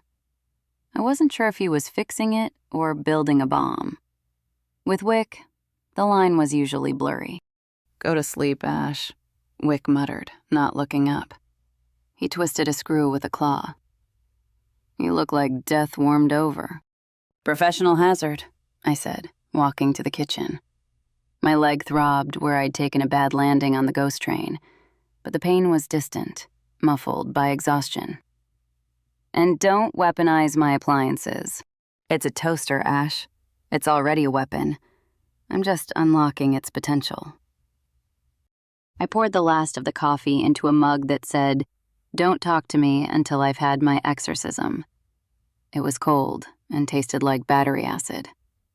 Perfect. I sat at my small, wobbly kitchen table and opened the ledger. The leather cover was warm to the touch, pulsing faintly like a dying heart. I flattened the pages, ignoring the way the ink writhed and shifted, trying to rearrange itself into something illegible. It was a security feature, or just the universe's way of being annoying. "Sit still," I whispered, pressing my thumb against the corner. The ink froze. The numbers sharpened. Audit status: incomplete. Target: Vane Julian. Current location: unknown/void. Asset status: active. I frowned. That was the same screen as before. But something felt off. I flipped back to the transaction log. My eyes scanned the columns. Credits, debits, penalties, interest. "Wait," I muttered. I ran my finger down the line item for the Velvet Hour raid. Operation cost: 500 soul credits. Hazard pay: waived. See Clause 12A. Collateral damage: train derailment. 4,000 soul credits. I winced. That was steep, but expected. Destroying public transit, even ghostly public transit, wasn't cheap. But then I saw the bottom line. Total debt remaining: 842,000 SOKs. My stomach dropped. I flipped back 2 pages. Yesterday, before the mission, my debt had been 838,000 SC. I grabbed a pen and started scribbling on a napkin. 838,000 plus 4,000 damage equals 842,000. Okay, the math worked. But where was the credit for the intel? We'd identified the target. We'd engaged a Class 5 entity. We'd survived a liquidation-level event. Standard protocol dictated a survival bonus, or at least a hazard reduction. I flipped forward. Hazard reduction: 0 SC. Note: mission objectives not met. Asset, Vane, remains at large. Interest rate adjusted for incompetence, plus 0.5% variable APR. Incompetence? I hissed. The ink swirled, forming a little smiley face that winked at me before dissolving back into numbers. Malphus, I said, the name tasting like ash. This wasn't just a tough job. This was a hamster wheel. He wasn't auditing us. He was farming us. The harder we ran, the faster he spun the wheel. We racked up damage trying to do the job, which added to the debt, while he withheld the payout because the job wasn't perfect. It was a closed loop, an infinite regression of servitude. I slammed the book shut. The sound woke Roxy. She snorted, shooting a tiny fireball that singed the edge of the rug. "I'm up," she yelled, scrambling to her feet. "I didn't do it. It was Wick." "Relax," I said, rubbing my temples. "We're not under attack. Yet." Wick looked up from the toaster. He had reassembled it, but now it had ominous red lights glowing in the slots. "You found something," he stated. "I found the scam," I said. "We can't pay this off, Wick. The interest outpaces the income. Malphus is cooking the books. As long as we play by his rules, we never leave." Wick set the toaster down gently. "So we stop playing by his rules." "Exactly," I said. "We need to audit the Auditor." "Suicide," Roxy said, rubbing the sleep from her eyes. "Malphus has access to the mainframe. His clearance level is God adjacent. We can't touch him." "Not directly," I admitted. "But everyone has a paper trail. Vane and Malphus are connected. I felt it when we were in the club. The magic Vane used, it tasted like DIR standard issue." "Corruption?" Wick asked. "Partnership," I corrected. "Vane isn't avoiding taxes. He's getting a tax break. And Malphus is taking a cut." I stood up and paced the small kitchen. "If I can prove Malphus is skimming off the top, I can trigger a force majeure clause. It dissolves the contract. All debts null and void." "But to prove it," Roxy said, sitting at the table, "you'd need access to the master ledger, which is in the director's office, which is guarded by a sphinx, and lasers, and probably a disgruntled dragon." "True," I said. "We can't break into the office." I looked at the spot where Kane had been sitting. A small dark shape was resting on the floorboards, half hidden by the table leg. It wasn't a bloodstain. I crouched down and picked it up. It was a black chess piece, a knight, but carved from obsidian so dark it seemed to absorb the light. "He left this," I said, turning it over in my fingers. "Kane?" Roxy asked. "He plays chess?" Wick asked. "Pretentious." I examined the base of the piece. There was a symbol etched into the stone, a tiny skeletal key. "It's not a game piece," I said. "It's a token." I held it up to the light. Kane said Vane had the heart. But Kane isn't working for Vane. And if he's not working for Malphus... "He's a third party," Wick said. "An independent auditor." "Or a whistleblower," I said. He knew we'd hit a wall. He left us the next step. I looked at Wick. "What does a skeleton key represent in the Undercity?" Wick's expression darkened. He took the knight from me and weighed it in his hand. "It's not a metaphor, Ash," he said quietly. "It's a literal item. The skeleton key. It opens any lock, physical, digital, or metaphysical. It can crack a safe, a server, or a soul." "And who has it?" I asked. Wick sighed, sounding very tired. "The broker." Roxy groaned and put her head on the table. "Not the broker. I still owe him a finger." "A finger?" I asked. "It was a bet," she muffled into the wood. "I thought I could outdrink a banshee." "The broker runs the pawn shop on 13th and Nowhere," Wick said.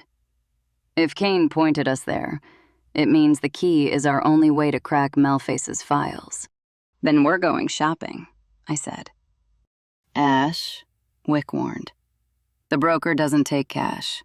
He deals in intangibles, memories, years of life, firstborns, that sort of thing."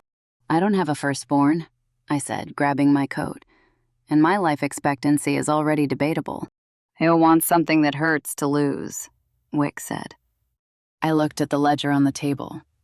The debt that would never end. The game that was rigged from the start. "I have plenty of pain to spare," I said. "Gear up. We're going to the pawn shop. Roxy lifted her head. Can I bring the toaster? Wick grinned, revealing too many teeth. I insist. The city was different at 4 a.m. The human city, New York, was asleep. The streets were wet and slick with oil, the neon signs buzzing with a low electric hum. But the shadow city, the layer of reality smeared just underneath, was wide awake. We took the subway, but not the train we'd destroyed. We walked the tracks, slipping through a maintenance door that shouldn't have been there, down a spiral staircase that descended deeper than the bedrock should allow. The air grew thick and heavy, tasting of stale incense and old copper. 13th and nowhere, I murmured as we stepped out onto a cobblestone street shrouded in perpetual fog. The pawn shop sat at the end of the alley. It was a crooked, leaning building made of dark wood that looked like it had been salvaged from a shipwreck. The windows were grime-streaked and barred with iron that glowed faintly red. Above the door, a wooden sign creaked in the motionless air. Lost and found, and regrets. Charming, I said. Keep your hands in your pockets, Wick advised, adjusting his glamour so he looked less like an imp and more like a short, angry man in a trench coat. And don't look at anything in the glass cases for too long. Sometimes the items look back. I checked my holster. My standard issue pistol was loaded with salt rounds and cold iron. My ledger was strapped to my hip. Let's make a deal, I said, and pushed the door open. A bell chimed. It wasn't a cheerful ding. It was the sound of a heavy coin hitting a coffin lid. The inside of the shop was a labyrinth of shelves, stacked floor to ceiling with junk. But not normal junk. I saw a jar containing a scream. I saw a wedding dress that was weeping blood. I saw a clock that ran backward. Auditor Saint, a voice rasped. I turned. Behind a high counter made of bone sat the broker. He was ancient, his skin like parchment stretched over a frame of wire. He wore jeweler's spectacles with 6 lenses, each one magnifying a different eye. You're far from your cubicle, he smiled, and his teeth were made of gold and rust. I'm off the clock, I lied. No one is ever off the clock, the broker said. Especially not you. Your ticker is louder than most. He leaned forward. What do you seek? A way out? A way back? Or just a momentary distraction? I need a key, I said. The skeleton key. The shop went silent. Even the weeping dress stopped sobbing. The broker adjusted his spectacles. All of his eyes focused on me. A powerful item, he murmured. Key to all doors. Breaker of all seals. It is not cheap. I didn't expect a discount. Credits are no good here, Auditor. I have no use for hell's currency. I deal in equity. What's the price? I asked, keeping my voice steady. He looked at me, then at Wick, then at Roxy. For the key? He drummed his fingers on the bone counter. A memory. A cherished one. One that keeps you warm at night. I stiffened. I don't have many of those, I said. That increases their value, the broker crooned. I thought of the few good moments I had. The day I got my badge? No, that was tainted. The day I met Roxy? Maybe. Or further back. Before the debt. My sister. The memory of teaching her to ride a bike. The sun on our faces. The smell of cut grass. It was one of the few pure things I had left. Ash, don't, Roxy whispered. He'll take the color out of it. You'll remember it happened, but you won't feel it anymore. It'll just be data. We need the key, I said. There is another way, Wick interrupted. We all looked at him. I have something, Wick said, stepping forward. He reached into his coat. The broker looked intrigued. You, little imp? What do you possess that could rival a human memory? Wick pulled out the toaster. The broker stared at it. A kitchen appliance? Not just an appliance, Wick said. It has a Class 4 imp engine rigged to the heating coils. It can toast bread in 0.4 seconds, or melt a tank. The broker scoffed. Junk. It also contains the condensed rage of 1,000 rush-hour commuters, Wick added. I scraped it off the subway walls. The broker paused. He sniffed the air. Rage, he murmured. Raw, unfiltered, palatable. He reached out a withered hand. Let me see. Wick placed the toaster on the counter. Careful, it's set to bagel. The broker touched the chrome. A spark of red electricity jumped to his finger. He giggled, a dry, rattling sound. Delightful, he whispered. A nexus of petty fury. Is it enough? Wick asked. The broker considered. He looked at the toaster, then at me. For the key? No, but... He reached under the counter and pulled out a small, rusty iron box. I accept the tray. He slid the box across the bone surface. The key is inside, but be warned, Auditor. It opens doors, but it does not close them. Once you turn the lock, you must walk through. I know how doors work, I said, grabbing the box. Do you? The broker smiled. We shall see. I turned to leave, my heart hammering against my ribs. Pleasure doing business, Wick said, giving the toaster a pat. We walked out into the fog. As soon as the door closed, I let out a breath I didn't know I was holding. You traded your death toaster for us? Roxy asked, looking at Wick with wide eyes. It was a prototype, Wick shrugged. Besides, I forgot to install the off switch. It was going to explode in about 20 minutes anyway. From inside the shop, a muffled boom shook the walls. Smoke started pouring out of the mail slot. Walk faster, I said. Chapter 8. We made it back to my apartment, or rather, we woke up in the ruins of it, before the sirens from the Shadow City faded. I can't believe you blew up the pawn shop, Roxy said, collapsing onto the couch. She smelled like sulfur and ozone, which, to be fair, was her natural scent. But it was stronger now. I didn't blow it up, Wick corrected, placing the rusty iron box on the kitchen table. I merely accelerated its inevitable structural failure. Termites, really. Explosive termites. I ignored them and stared at the box. It was cold, radiating a chill that made frost patterns bloom on the cheap laminate of my table. Open it, I said. Wick unlatched the heavy clasp. The hinges screamed. Inside, resting on a bed of velvet that looked suspiciously like dried moss, was the key. It wasn't metal. It was bone. Specifically, it looked like a finger bone, a long, slender phalanx carved into the shape of a key. Runes were etched into the marrow, glowing with a faint, sickly green light. Gross, Roxy said, peering over the back of the couch. Functional, Wick said.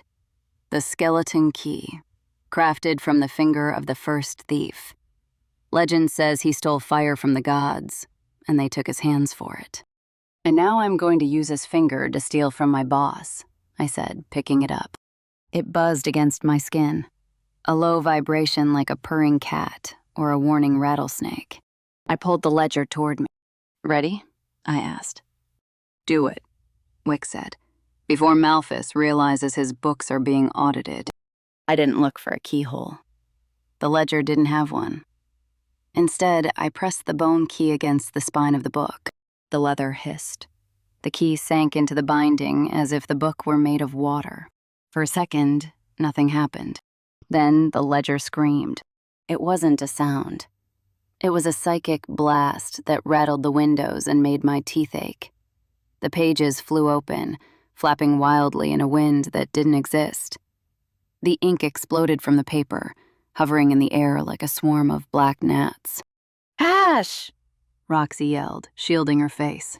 Hold on, I shouted, grabbing the edges of the book. It's fighting the override. The numbers swirled, forming a barrier. Access denied. Clearance level 10 required. Reporting breach to central processing. No, you don't, I gritted out. I focused. I used my authority, not the rank Malphas gave me, but the connection I had to the strings of the universe. I pushed my will into the key. Unlock. The bone key flared green. The floating ink froze. Then, gravity reasserted itself. The ink slammed back onto the pages, but not in the chaotic mess it usually was. It arranged itself into neat, orderly rows. The headers changed. Administrator view. Read-only access. I let out a breath. The room stopped shaking. We're in, I whispered. Wick climbed onto a chair to see. Roxy vaulted over the couch. Look at that, Wick whistled. The master law. I didn't waste time. Search for Vane. I ran my finger down the index. The pages turned automatically, faster than physically possible. Vane, Julian, Warlock, Class A. Account status, protected. Protected? Roxy asked. He's a defaulter. He should be liquidate on site. Look at the transaction history, I said, pointing to a column of figures that made my own debt look like pocket change. Monthly payment, 1 million soul credits. Recipient, Shell Corp, 7734. That's a lot of zeros, Wick noted. Tap the recipient, I said. I pressed the name of the Shell Corporation. The text dissolved and reformed. Shell Corp 7734 to routing number 666999 to beneficiary, Director Malphas. The silence in the kitchen was heavy. He's paying him off, I said, my voice flat. Vane isn't running from the DIR. He's renting it. Malphas is taking bribes? Roxy asked, scandalized. That's illegal, even for hell. It's worse than illegal, I said.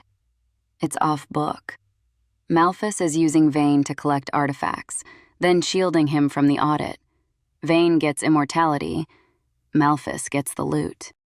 And we get the shaft, Wick muttered. We were sent to the club, then the train. It was all a game. Where is the heart? I asked, flipping to the asset tracking page. Item, Chronos Heart. Status, secure storage. Location, direct archives, Vault 4, the deep freeze. Notes, item received 0300 hours. I froze. 0300 hours, I read. That was an hour ago. Wait, Roxy said, frowning. We saw Vane with the heart, on the train. He jumped into the void with it. Did he? I asked. Think about it. We couldn't stop the train. We couldn't touch him. Every time we got close, he used a time skip or a steam wolf. He was protecting it, Wick said. He was distracting us, I corrected. The heart on the train, it must have been a decoy, a temporal echo. It looked real, felt real, but it was just a projection. So while we were fighting for our lives on a runaway ghost train, Malphas was moving the real heart into the vault, I finished. Safe and sound. That bastard, Wick breathed. He used us as the diversion. And Kane? Roxy asked. Did he know? Check Kane, I said. I searched for Kane, Silas. Agent status. Active. Department. Liquidation. Current mission. Recovery. Chronos Heart. Notes. Agent is unaware of administrative override. Do not engage. Notes. He doesn't know, I said, feeling a strange knot loosen in my chest. He's not dirty. He really is just doing his job. Malphas played him too. Sent him chasing a ghost while the goods went out the back door. So he's a pawn, Roxy said. Just like us, except prettier. I closed the ledger, The bone key popped out of the spine and landed on the table with a clatter. It looked brittle now. Its green glow faded. One-time use. Okay, I said, leaning back. Here's the situation. Malphus and Vane are partners. They have the heart, and they have it inside the most secure building in the metaphysical plane. So we file a complaint? Roxy asked. We file a robbery, I said. Wick grinned, picking up a screwdriver. I love robberies. We need the heart, I said. It's the evidence. It's the only thing powerful enough to force the board to intervene. If we can get it and present it to the real upper management, we clear our debt, Wick finished, and Malphus gets liquidated.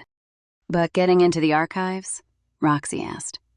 That's impossible, even with badges. The deep freeze has a sphinx, laser grids, and probably a dragon explicitly trained to eat imps. We work there, I reminded her. We know the shift changes. We know the blind spots. And we have the element of surprise, Wick added. Malphus thinks we're dead, or at least stuck in a reality fold with a cracked boiler. I walked to the window. The sun was rising over the city, a gray, sickly light, but light nonetheless.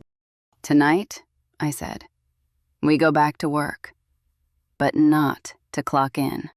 To clock out, Wick said. Permanently. What about Kane? Roxy asked.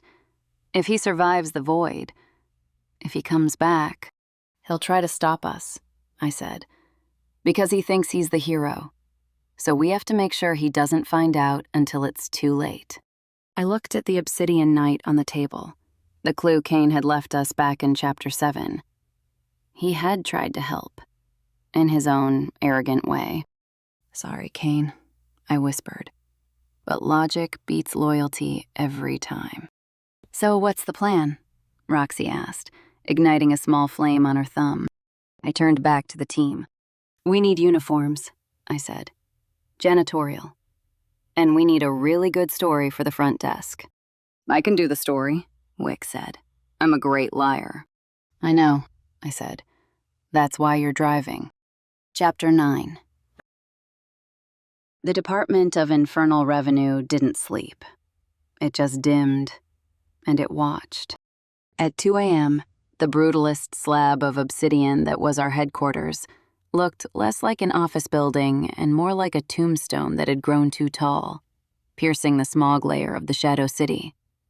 The windows were black eyes, staring out over the sleeping metropolis, judging it for every unfiled receipt and forgotten prayer. I hate the night shift, Roxy whispered, pulling her hood up over her red hair.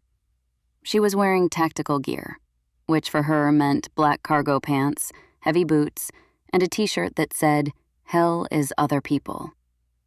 The building feels hungry at night. That's because the cafeteria is closed, Wick said, checking his tools. He looked like a plumber who specialized in assassinations.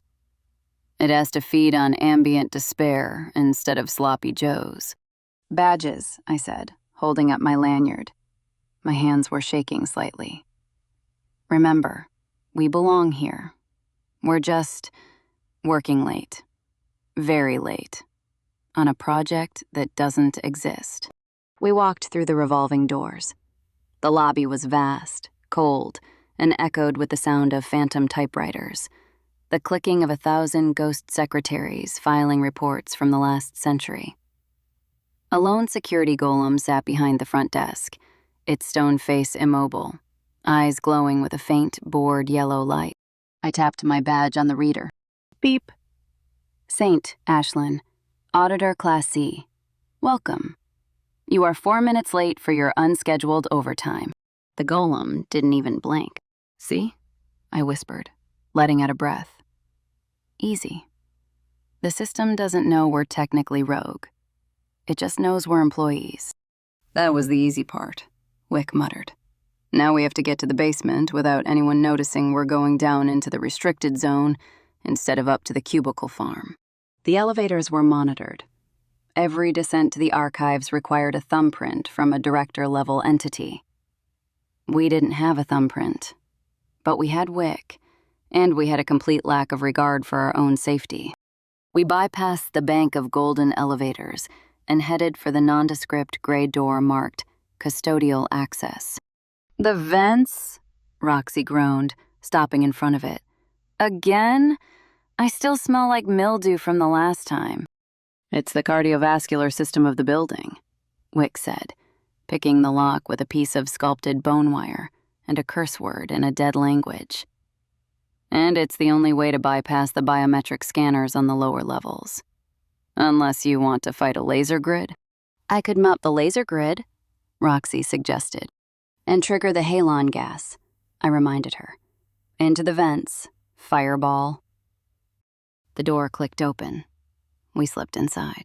The vents of the DIR were not designed for humans, or humanoid demons. They were designed for air, rats, and the occasional lost soul trying to escape the processing queue. It was tight. I was crawling on my hands and knees, the galvanized steel cold against my palms. The air smelled of recycled ozone, old coffee, and the metallic tang of dried blood on copper coins. Wick was ahead, moving with disturbing speed for someone with such short legs. Roxy was behind me, her heat radiating in the confined space like a space heater set to kill. "Shh," I hissed. "We're over the bullpen." I paused at a grate and peered through the slats. Below us, the main audit floor stretched out like a sea of gray cubicles. It was mostly empty, save for a few drones, lower caste demons with no faces, just smooth skin where features should be, who processed the night intake. They moved sluggishly, shuffling paper piles that never seemed to get smaller. A supervisor demon, a minor imp with a whip made of red tape, patrolled the aisles. "Depressing," Roxy whispered. "Do I look like that when I'm working?" "You look angrier," I whispered back. "Keep moving." We descended deeper. The air grew colder. The hum of the building changed from the buzz of fluorescent lights to a low, rhythmic thrumming, the heartbeat of the mainframe in the sub-basement. The pipes around us began to whisper. "Audit denied. Insufficient funds. Liquidation pending." "Ignore them," Wick said, his voice echoing slightly. "It's just the plumbing. It leaks data." "It's creepy," Roxy said. "We're almost there," Wick signaled. "Archives level, Vault 4. He stopped at a heavy iron grate bolted to the floor of the shaft. He pulled out a wrench. "Clear," he whispered. He unscrewed the bolts with his claws and lowered himself down.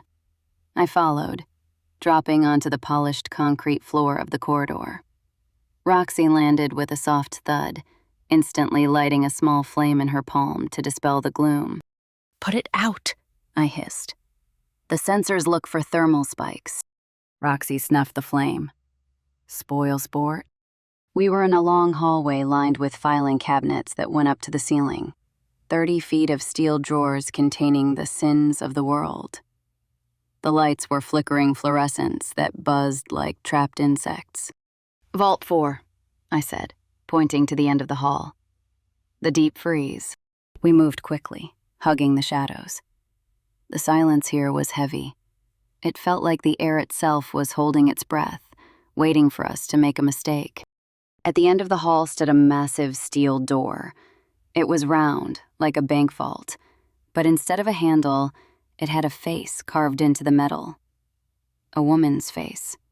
Stern, unforgiving, with eyes that were currently closed. "Oh no," Roxy said. "It's Gladys." "Gladys?" Wick asked. "The Guardian," I said. "She's particular." As we approached, the metal face opened its eyes. They were made of red glass, glowing with internal fire. "Halt," the door said.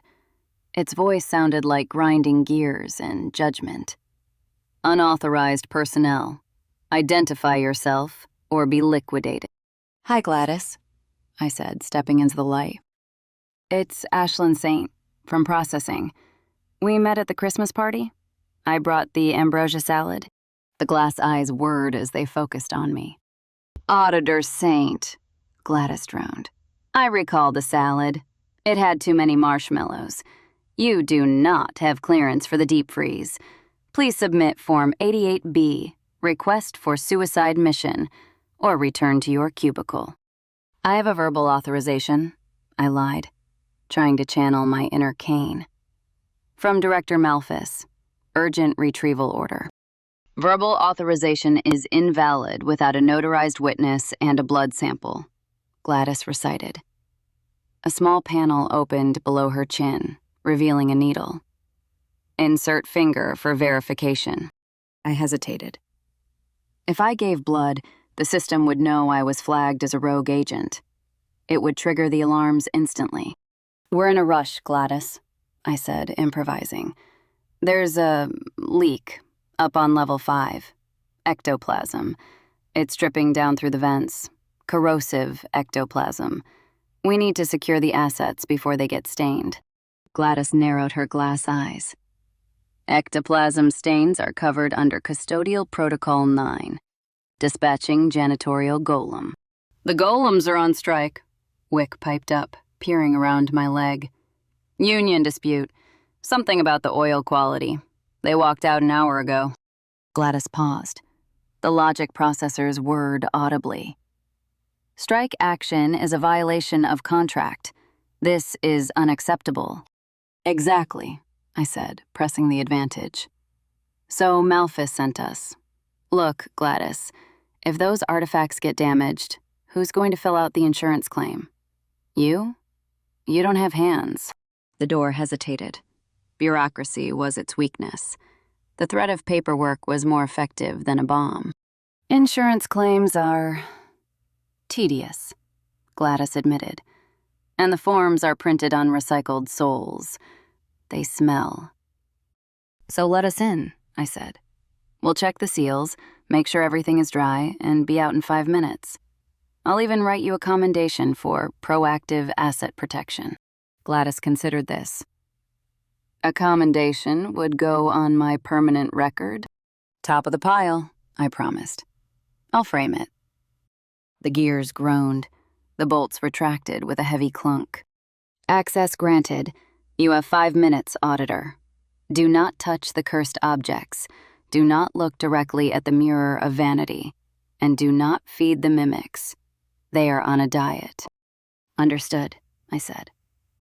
The door swung open with a sigh of pressurized air. The vault was less of a room and more of a cavern. The temperature dropped instantly. My breath misted in the air. Rows and rows of shelves stretched into the dark, illuminated only by the faint, sickly glow of the artifacts themselves. Each shelf was packed with items that radiated bad energy. A monkey's paw that twitched, a skull that whispered lottery numbers, a sword that bled onto the floor. Don't touch anything, I warned. Roxy, hands in pockets. I know, Roxy said, looking longingly at a flamethrower that looked like it was made of dragon bone. Wick, find the heart. Wick pulled out a jagged piece of crystal, a dowser, attached to a chain. It swung wildly, vibrating with the magical static in the room, before snapping straight toward the back of the vault. There, he said. High energy signature. Chronomancy. We ran past shelves of doom. In the center of the room, on a pedestal made of black marble, sat a box. It was made of glass and gold, and inside, hovering in midair, was the Chronos heart. It looked like a human heart, but made of clockwork. Brass gears clicked rhythmically where valves should be. It didn't pump blood. It pumped time. The air around it rippled, distorting the light like heat haze. That's it, Wick whispered. The real one. It's beautiful, Roxy said. And creepy. Why is it ticking so loud? It's counting down, I said. Malphus must have primed it. Grab it. Wick reached out. He didn't touch the glass. He used a suction cup tool to lift the lid. The air pressure shifted. The ticking got louder. He grabbed the heart with a pair of insulated tongs and dropped it into a lead-lined bag. Got it, he said, sealing the bag. The ticking became muffled. "Great," I said. "Now let's go before Gladys changes her mind." Click. The sound of a safety being disengaged echoed through the vault. It was a small sound, but it cut through the silence like a scream. I froze. "Put it down, Saint." I turned slowly. Standing in the shadow of a shelf containing cursed dolls was Kane. He looked terrible. His suit was torn, wet, and covered in coal dust. He was favoring his left leg, and there was a nasty bruise blooming on his jaw. But the gun in his hand, a sleek silver maglock pistol, was rock steady, and it was pointed right at my chest. "Kane," I said, keeping my hands visible. "You're alive." "Disappointed?" he asked. His voice was cold, scraped raw. "Surprised?" I admitted. "I saw you fall. The void, it should have erased you." "And I caught a ledge," Kane lied. We both knew there were no ledges in the void. He had used liquidation magic to anchor himself. It must have cost him. "I climbed out. I tracked the isotopic signature of the heart. And here we are." "You look like you went through a blender," Roxy noted. "I had a long walk," Kane said. "Give me the bag, Wick." Wick hugged the bag to his chest. "Finders keepers." "Silas," I said, using his first name. It made him flinch, just slightly. "Think about what happened on the train. Vane had a decoy. He led us away. Malphus moved the real heart here. They're working together." Kane's eyes narrowed. "You hacked the master ledger. That's treason, Ashlyn." "It's the truth," I shouted. "Malphus is using the DIR to launder artifacts. The debt, the missions, the liquidation orders, it's all a setup. He's not protecting reality. He's selling it." "Lies," Kane said. But the gun wavered just a fraction. "Malphus is the director. He is the law." "He's corrupt," I said, stepping forward. "Why do you think Vane keeps getting away? Why do you think he knew we were coming? Malphus told him. You're not his agent, Kane. You're his cleaner. And now that you know too much, you're his loose end." Kane stared at me. His jaw tightened. He looked at the bag. He looked at the gun in his hand. "Prove it," he whispered. "Let us take the heart," I said. "We bring it to the board. If I'm wrong, they execute me. If I'm right, we save the department." Kane looked at me. He looked at the bag. He lowered the gun. "If you're lying," he said, "I'll kill you myself." "Deal," I said. Then the alarm blared. Ka-chunk, ka-chunk. Red lights started flashing, turning the vault into a disco of panic. The heavy blast doors at the entrance began to slide shut. "Did you trip it?" I asked Wick. "No!" Wick yelled. "The sensors are clean." "I didn't call it in," Kane said, looking up at the flashing lights. "Then who?" Roxy asked. A slow, mocking applause echoed from the shadows behind Kane. "Bravo," a voice said. "An excellent performance. Truly moving. The betrayal, the redemption, the tragic misunderstanding." Kane spun around, gun raised. Julian Vane stepped out from behind a row of shelves. He was wearing a fresh tuxedo, looking like he was on his way to a gala, not a dungeon. And behind him, stepping out of the gloom with a smile that showed too many teeth, was Director Malphus. Malphus was huge, 7 feet of corporate menace in a pinstripe suit that looked like it was woven from shadows. His horns were filed down to nubs, hidden by his slicked back hair, but his shadow on the wall had full, curling ram's horns. "You were right about one thing, Auditor Saint," Malphus rumbled. His voice vibrated in my chest. "I am the law."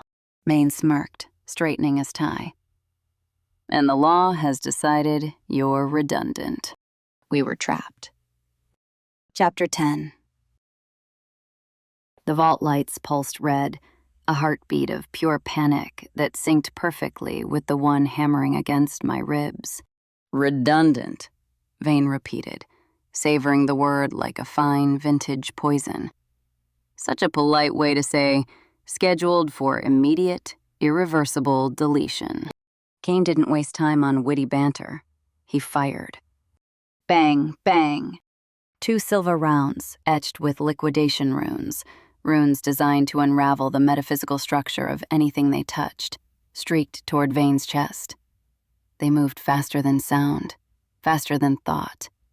They should have punched through him like wet tissue paper. Instead, they stopped in midair, inches from his tuxedo lapel. The air around Vane shimmered, rippling like heat haze on asphalt. A time-stop field. It wasn't a shield. It was a localized pause button. Vane plucked the bullets from the frozen air with a casual, almost bored elegance. He held them up to the light, inspecting the craftsmanship.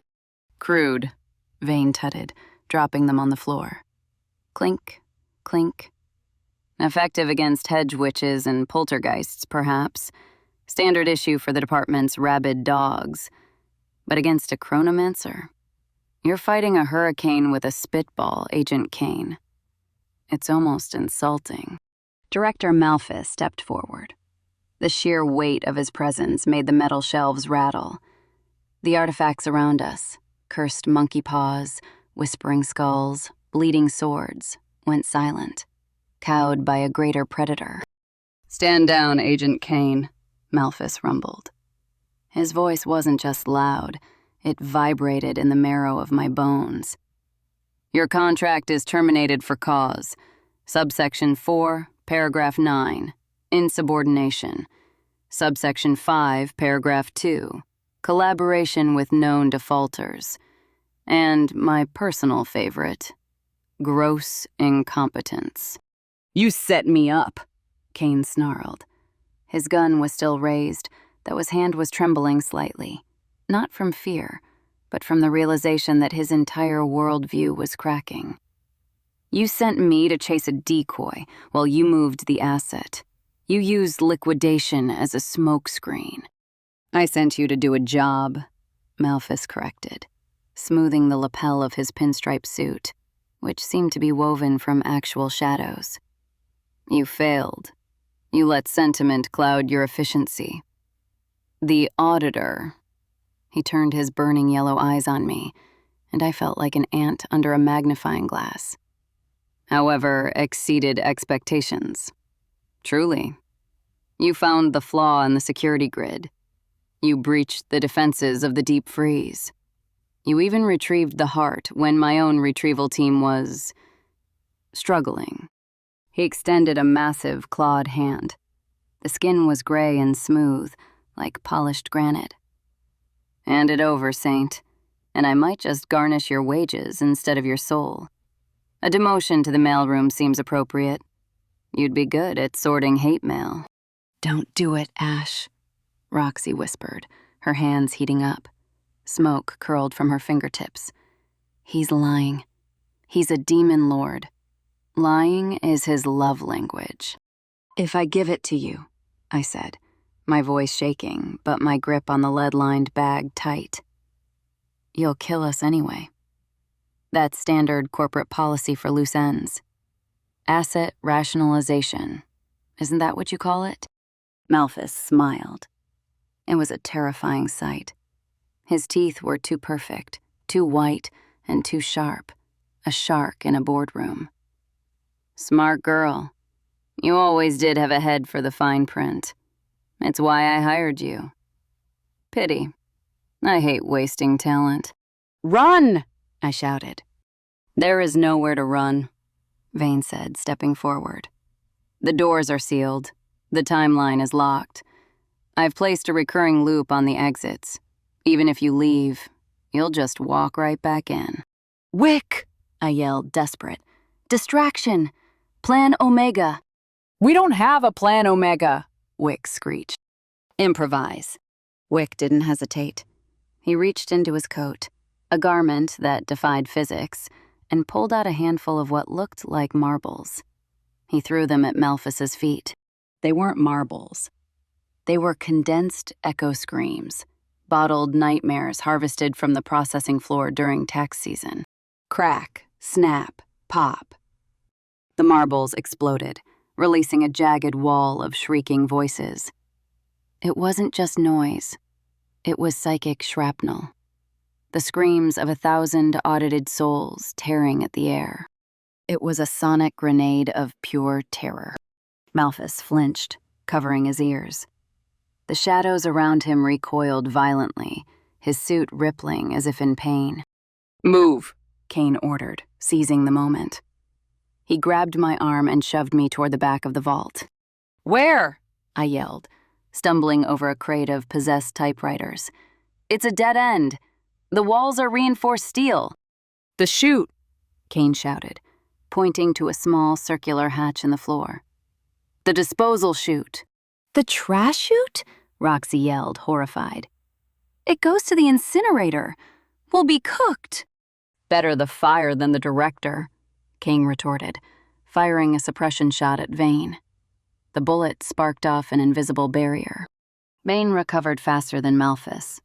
He raised his hand, his eyes glowing with teal chronomancy. "Freeze!" The air thickened. My legs felt like they were moving through wet cement. The sounds of the siren stretched out into a low moan. The time slow spell. I could see the dust motes hanging suspended in the air. "No!"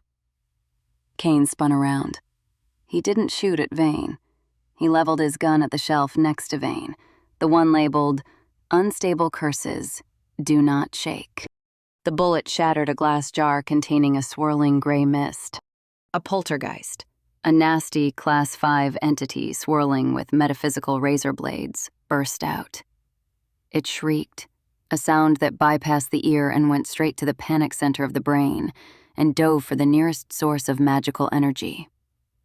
Vane. Vane cursed, breaking his focus to shield himself with a barrier of time. The poltergeist bounced off, but it kept attacking, clawing at his defenses. The time slow snapped. Gravity returned. We sprinted.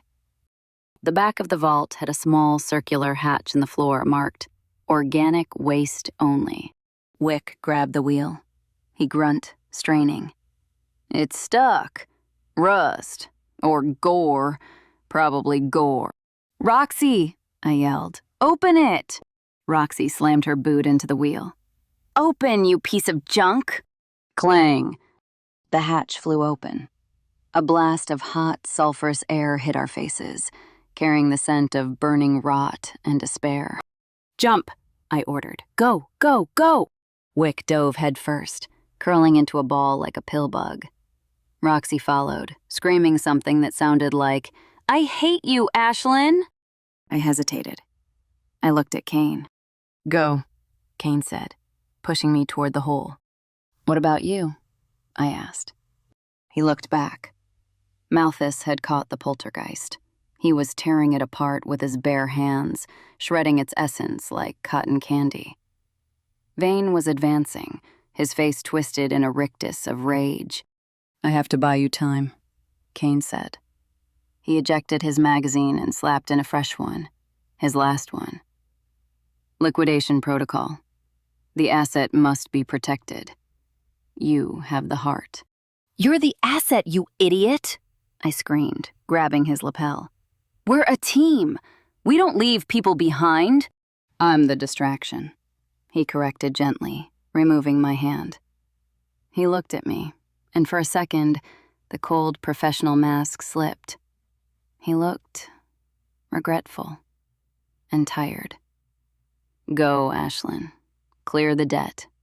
Win the game." He shoved me, hard. I fell backward into the chute. The last thing I saw before the darkness swallowed me was Kane raising his gun, standing alone against a warlock and a demon lord, his silhouette framed by the red emergency lights. "Kane!" I screamed. Then I was sliding down a metal tube that smelled of brimstone and old bones. The slide was steep, slick, and seemingly endless. I tumbled, hitting the sides, bruising ribs I didn't know I had. The wind roared in my ears, swallowing my screams. We hit a curve, then a drop.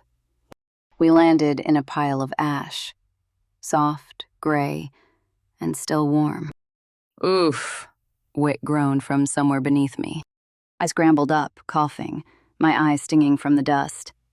We have to go back. He's alone. They'll kill him. We can't go back, Roxy argued, pulling herself out of the ash pile. Her tactical gear was covered in gray soot. That chute is one way. Gravity doesn't work in reverse. And Melphis is up there. We left him, I yelled, guilt crashing over me harder than the fall. I clutched the bag to my chest, feeling the ticking of the heart through the fabric. He stayed behind for us. He chose to stay, Wick said quietly, brushing ash off his coat. He looked shaken. He bought us a head start. Don't waste it. If we go back, his sacrifice means nothing. I looked up at the chute opening, a tiny circle of light miles above us. It felt like looking at a star from the bottom of a well. He's right, I whispered, wiping a mixture of ash and tears from my face. We have to finish this. We have to make it count. Where are we? Roxy asked, looking around. Her voice echoed in the vastness. We were in a massive, cavernous room. The walls were made of black iron, riveted with bolts the size of dinner plates. The floor was a grate, suspended over a pit of churning magma that bathed the room in a hellish orange glow. And all around us were piles of discarded things. Broken artifacts, shredded files, twist ties, lost socks, and demons. Broken demons. The reject pile, Wick whispered. This is where they throw the things that can't be processed, the mistakes, the glitches, the entities that came out wrong. It was a graveyard of the unwanted. A low moan echoed from the shadows. It sounded like metal grinding on bone. From the darkness, shapes emerged, twisted forms, demons with missing limbs, golems with cracked faces, spirits that had been partially erased but refused to fade. Fresh meat, a voice rasped. A creature stepped forward. It looked like a scarecrow made of barbed wire and tax forms. Its eyes were empty staples. We don't want trouble, I said, stepping in front of Wick and Roxy. I held up my ledger, channeling what little authority I had left. I am Auditor Saint. Stand aside. Trouble is all there is down here, the creature hissed. You have something shiny in that bag. We like shiny. Shiny makes the pain stop. The circle closed in. There were dozens of them, maybe hundreds. They moved with a jerky, broken rhythm. Wick? I asked, backing up. Do you have any more scream marbles? Fresh out, Wick said, pulling his knife. I have a breath mint and a paperclip. Roxy? I'm low on mana, Roxy admitted, trying to spark a flame. It sputtered and died. That blast in the vault drained me. I need a recharge. We were cornered. In the trash. With the most powerful artifact in the universe in a gym bag, and no way to defend it. Give it to us, the barbed wire demon demanded, reaching out with a rusty claw. No, I said. And then the air changed. A cold wind blew through the hot room. The magma below seemed to dim. Click, click, click. The sound of footsteps on metal. Slow, deliberate, heavy. The circle of rejects parted. They looked terrified. They scrambled back into the shadows, whimpering. Walking out of the gloom wasn't a monster. It was a man. He wore a suit that was tattered and burned, the fabric hanging off him in strips. His tie was a noose. His skin was gray, like old parchment. Cain? I whispered, my heart leaping. But it wasn't Cain. He looked like him. Same height, same build, same silver hair. But his face was wrong. It was a mask of scar tissue. And his eyes. His eyes were gone, burned-out sockets filled with blue fire. "Who is that?" Roxy whispered, clutching my arm. "That," Wick said, his voice trembling so hard I could feel it, "is the previous." "The previous what?" "The previous liquidation agent," Wick whispered. "The one Kane replaced, the one who retired. Legend says he didn't retire. He was liquidated. But he was too stubborn to die, so they threw him down here." The creature stopped 10 feet away. It sniffed the air. "I smell a replacement," it said. Its voice sounded like grinding stones. "A pretender." It pointed a finger at me, or rather at the bag. "And I smell time. I remember time. It was soft." "This just gets better and better," I muttered.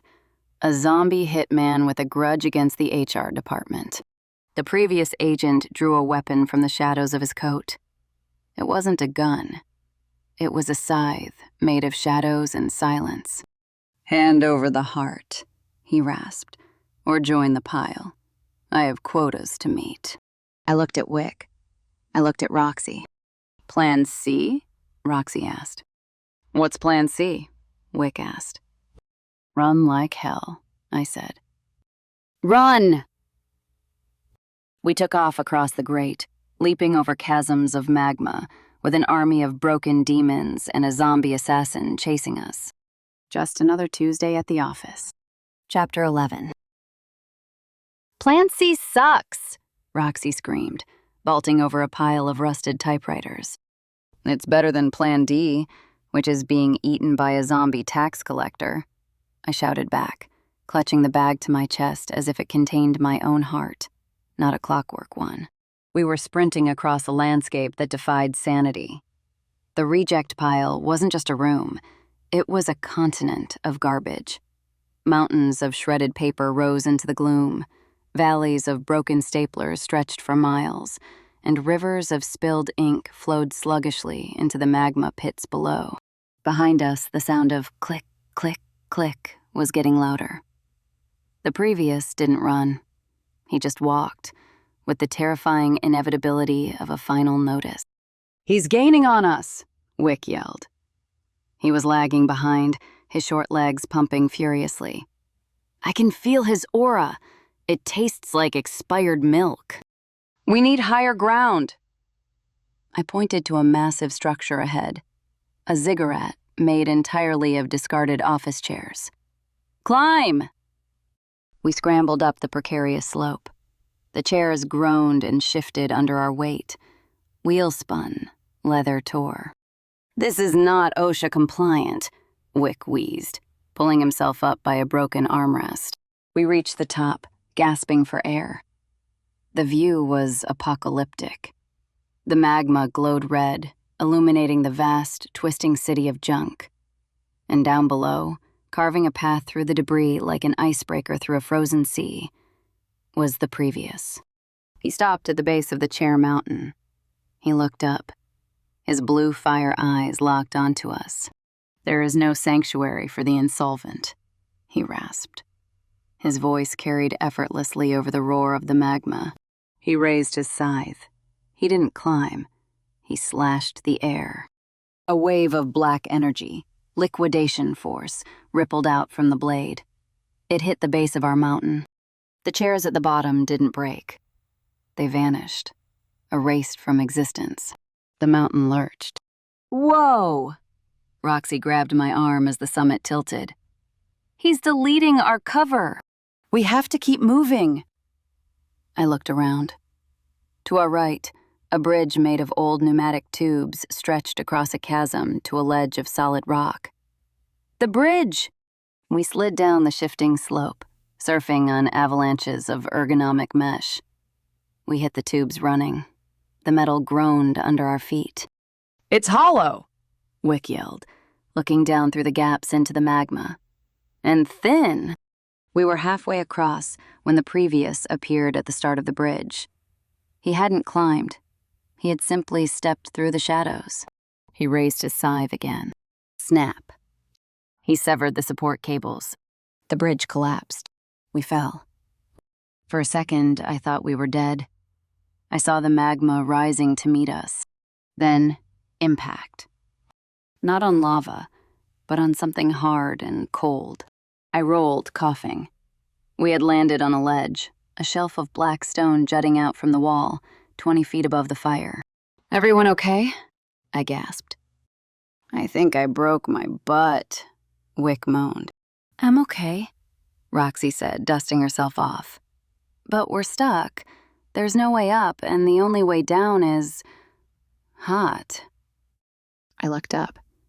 The previous stood on the edge of the cliff above us, looking down. He raised his scythe for a final strike. "End of the fiscal year," he intoned. But before he could swing, a voice cut through the darkness. A voice I knew.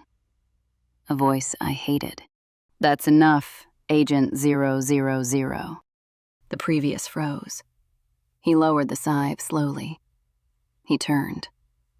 Floating down from the darkness, descending on a platform made of shimmering teal light, was Julian Vane. He looked impeccable, his tuxedo unblemished by the soot and ash. He held a glass of champagne in one hand. "Julian," I spat. "Ashlyn," he smiled, landing the platform on our ledge. "You're hard to kill, like a cockroach. Or a recurring billing error." "Get away from us," Roxy growled, her hands glowing. Vane wagged a finger. "No fireworks, my dear. Methane pockets. You'll blow us all up."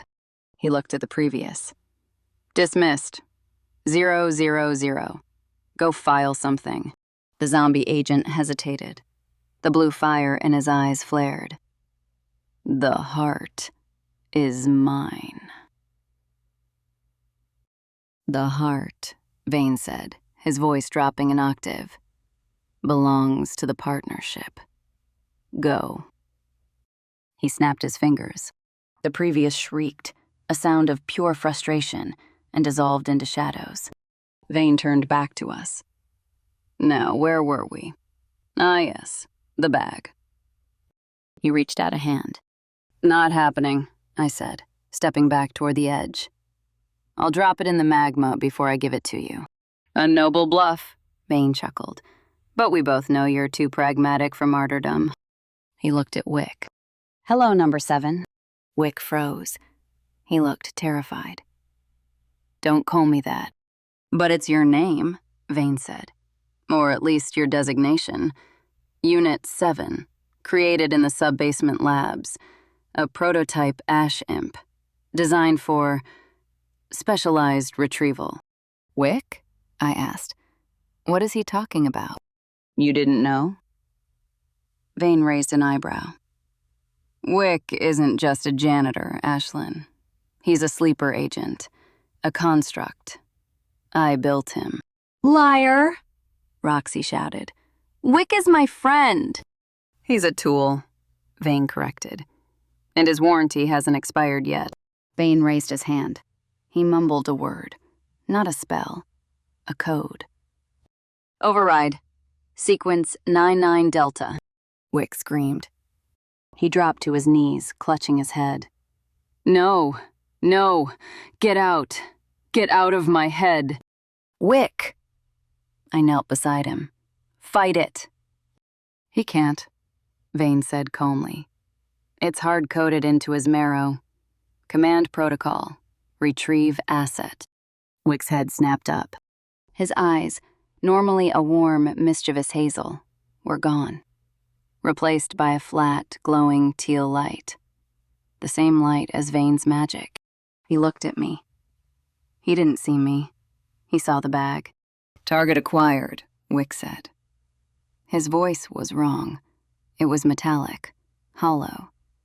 "Wick," I whispered. "Don't." He lunged.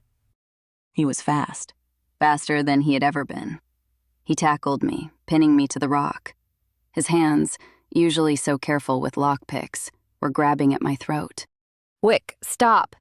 I gagged, trying to push him off. He was incredibly strong. "He can't hear you," Vane said, watching with amusement. He's just hardware now. Roxy tackled Wick, knocking him off me. Get off her! Wick threw her aside like a rag doll. He spun back to me. He drew his knife. Wick! I screamed. It's me, Ashlyn. We shared a tuna sandwich. We hate Mondays. The knife paused, inches from my eye. Wick's face twitched. The teal light in his eyes flickered. Ash, he croaked. Run. Fascinating, Vane noted. Resistance. I'll have to patch that. He twisted his hand. Wick screamed again. The light solidified. He slashed.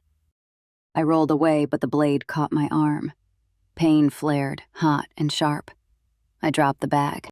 Wick grabbed it. He scrambled backward, sliding the bag across the stone to Vane. Vane caught it with his foot. He picked it up. Good boy, Vane said. Wick! I sobbed, clutching my bleeding arm. Wick stood there, panting. The teal light faded from his eyes, leaving them wide and horrified. He looked at his knife. He looked at my blood. Ash, he whispered. Silence, Vane ordered. He waved his hand, and Wick's mouth sealed shut. Literally. The skin grew over his lips. Vane opened the bag. He took out the Chronos heart. It pulsed in his hands, sensing its master. Finally, Vane breathed. The loop is complete. He looked at me. I would kill you, Ashlyn. But I think it's more poetic if you watch. You wanted to audit the system? Fine. You can watch me dismantle it. He tapped his ear. Director, I have the package. Excellent. Malphas's voice echoed from the shadows, though he wasn't there. Bring it to the Ascension Chamber. And bring the girl. I have questions for her. And the others. Liquidate them. Vane smiled. He raised his hand toward Roxy and Wick. No! I shouted. I did the only thing I could. I threw my ledger. It wasn't a weapon. It was a book. But it hit Vane in the face. He flinched, dropping his guard for a split second. Roxy! I yelled. Blast the floor! What? Do it! Roxy didn't argue. She slammed her fists into the black stone ledge. Inferno! The rock, already weakened by the heat of the magma below, cracked. It shattered. The ledge collapsed. We fell again. Ashlyn! Vane shouted, grabbing for me. But he missed. I fell into the dark, toward the fire. But I didn't hit the magma. Something caught me. A net.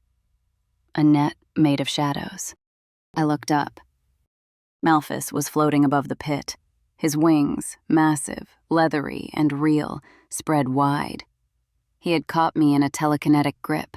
Gotcha, he rumbled. I looked down.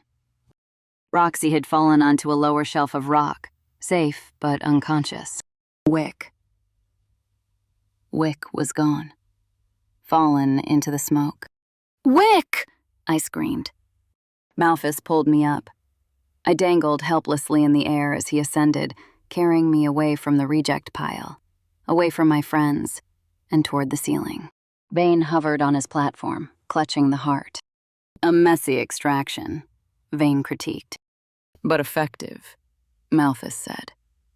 He looked at me, and his eyes promised an eternity of pain.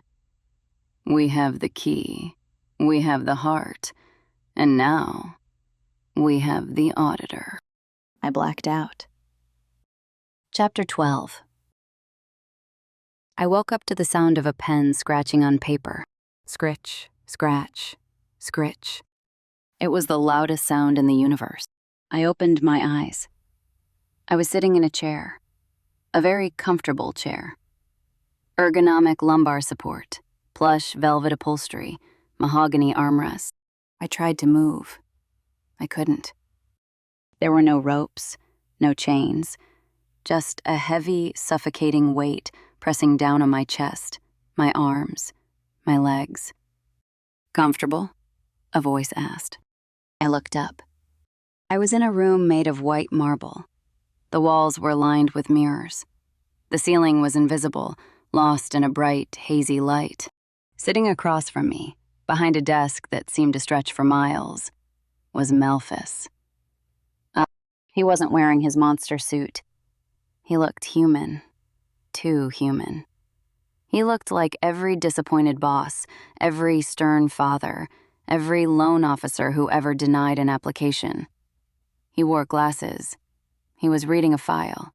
"The restraints are metaphysical," Malphus said, not looking up. "They are made of your own obligations, the weight of your debt." I tried to speak. My throat felt like it was full of sand. "Where?" "The audit chamber," Malphus said.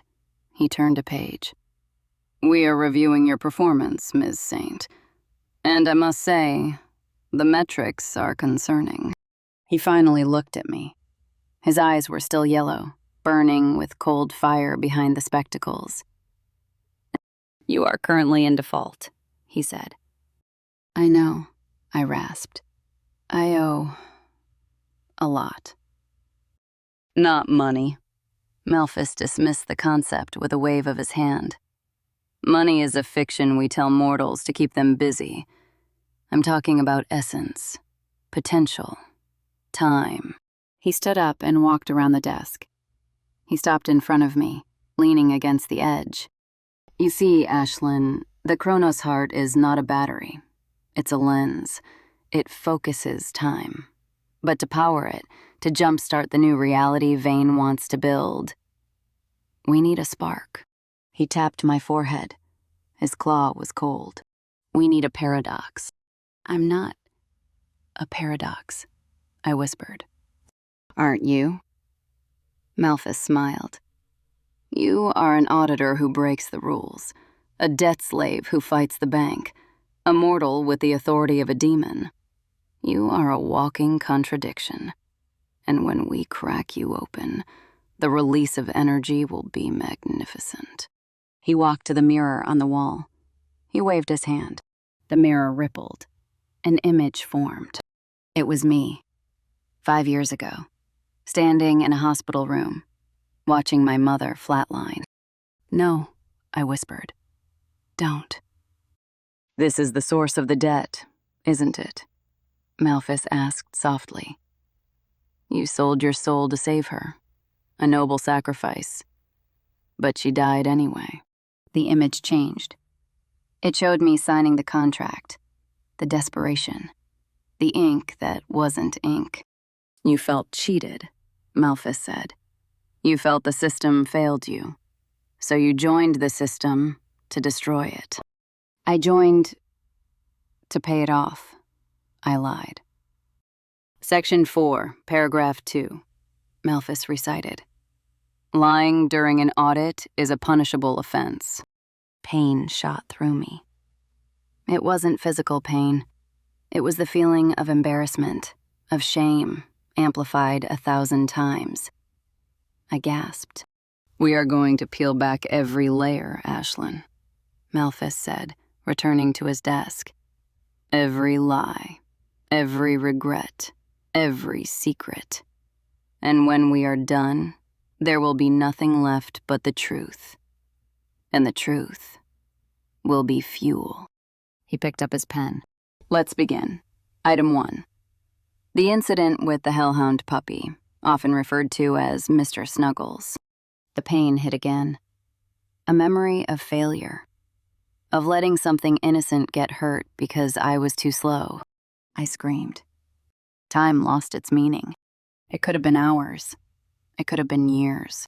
Malphus sat there, calm, methodical, dissecting my life. He pulled out memories I had buried deep. The time I stole a candy bar. The time I didn't call my dad back. The time I looked the other way when a client was liquidated. Each memory was a lash. Each confession stripped away a layer of my defense. I was fading. I could feel myself becoming transparent. The weight of the chair was disappearing because I was disappearing. "You are resisting," Malphus noted, sounding bored. Efficiency is down 4%. Go to hell, I mumbled. I am already here, he quipped. And so are you. Forever. I looked around the room. The mirrors involving my failures. The white walls. The pen. Scritch. Scratch. He was writing it down. Every confession. Every sin. The ledger. My own ledger was gone, lost in the fall, but Malphus was using the master log. The system.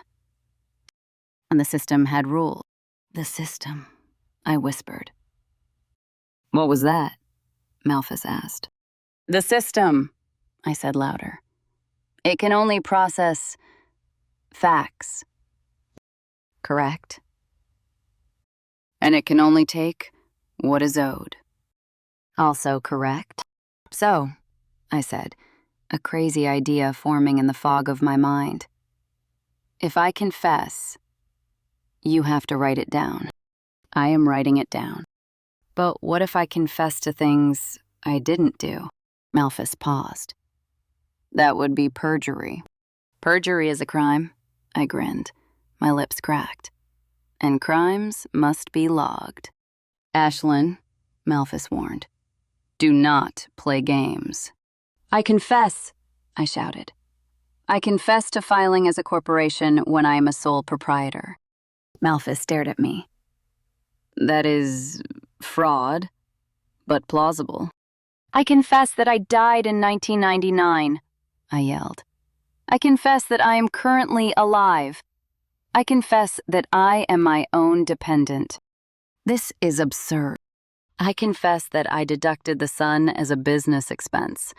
I claiming depreciation on gravity. I am listing the Atlantic Ocean as a liquid asset. The room flickered. The mirrors distorted. Stop, Malphus ordered, his pen scratching violently against the paper. I confess that this sentence is a lie, I screamed. I confess that I am not confessing. I am the variable that divides by 0. The pen in Malphus's hand started to shake. The ink was flowing too fast. It was pooling on the page. System error, a mechanical voice announced from nowhere. Conflicting data types. Logic loop detected. You are flooding the buffer, Malphus snarled, standing up. Silence. I confess that I love this job, I screamed. I confess that I think you're a wonderful boss. I confess that I want to work here forever. That was the lie that broke the camel's back. Potent, undeniable falsehood mixed with the raw authority of a paradox. Critical failure, the voice screeched. Audit suspended. Rebooting reality matrix. The white room shattered. The mirrors exploded. I fell forward, hitting the floor. The chair was gone. The desk was gone. I was back in the real world. Or at least the dark stone dungeon that was the actual audit chamber. Malphus stood over me. He looked furious. His suit was smoking. You petulant child, he hissed. You think you can glitch the cosmos? I think, I panted, wiping blood from my nose. I just bought myself a recess. Malphus raised his hand, his claws elongated. Recess is over. I will extract the spark manually. It will be messy. It will be fatal. But I am done with paperwork. He lunged. Boom. The wall behind him exploded. Dust and rubble showered the room. Malphus stumbled, shielding his eyes. Through the smoke, a figure emerged. She was covered in soot, her clothes torn, her red hair a wild halo of static. She held a pipe in one hand and a ball of blue fire in the other. Roxy, I whispered. Hey, boss, she coughed. I heard you were confessing to canceling Firefly. I can't let that slide. She stepped aside. Behind her, limping, battered but alive, Wick. He looked terrible. His eyes were still flickering with faint teal light, but he was fighting it. He held his head with one hand and a crowbar with the other. I reset myself, Wick gritted out. Factory settings. You came back, I said, tears filling my eyes. We clearly have codependency issues, Wick muttered. Malphus roared, blowing the smoke away. Enough! I will liquidate you all. Yeah? A voice called from the hole in the wall. A third figure stepped through. He was leaning on a piece of rebar like a cane. His suit was gone, replaced by bandages and grit. But the silver gun was in his hand. Kane.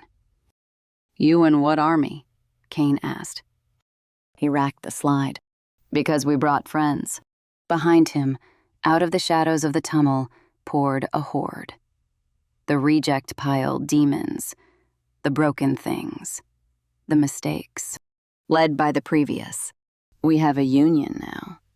The previous rasped, raising his shadow scythe. Malphus looked at the army. He looked at us. For the first time, the director looked worried. Audit this, I said. And we attacked. Chapter 13. Audit this, I'd said. It was a good line. Maybe a solid B+. It would have been an A if immediate, triumphant violence had followed.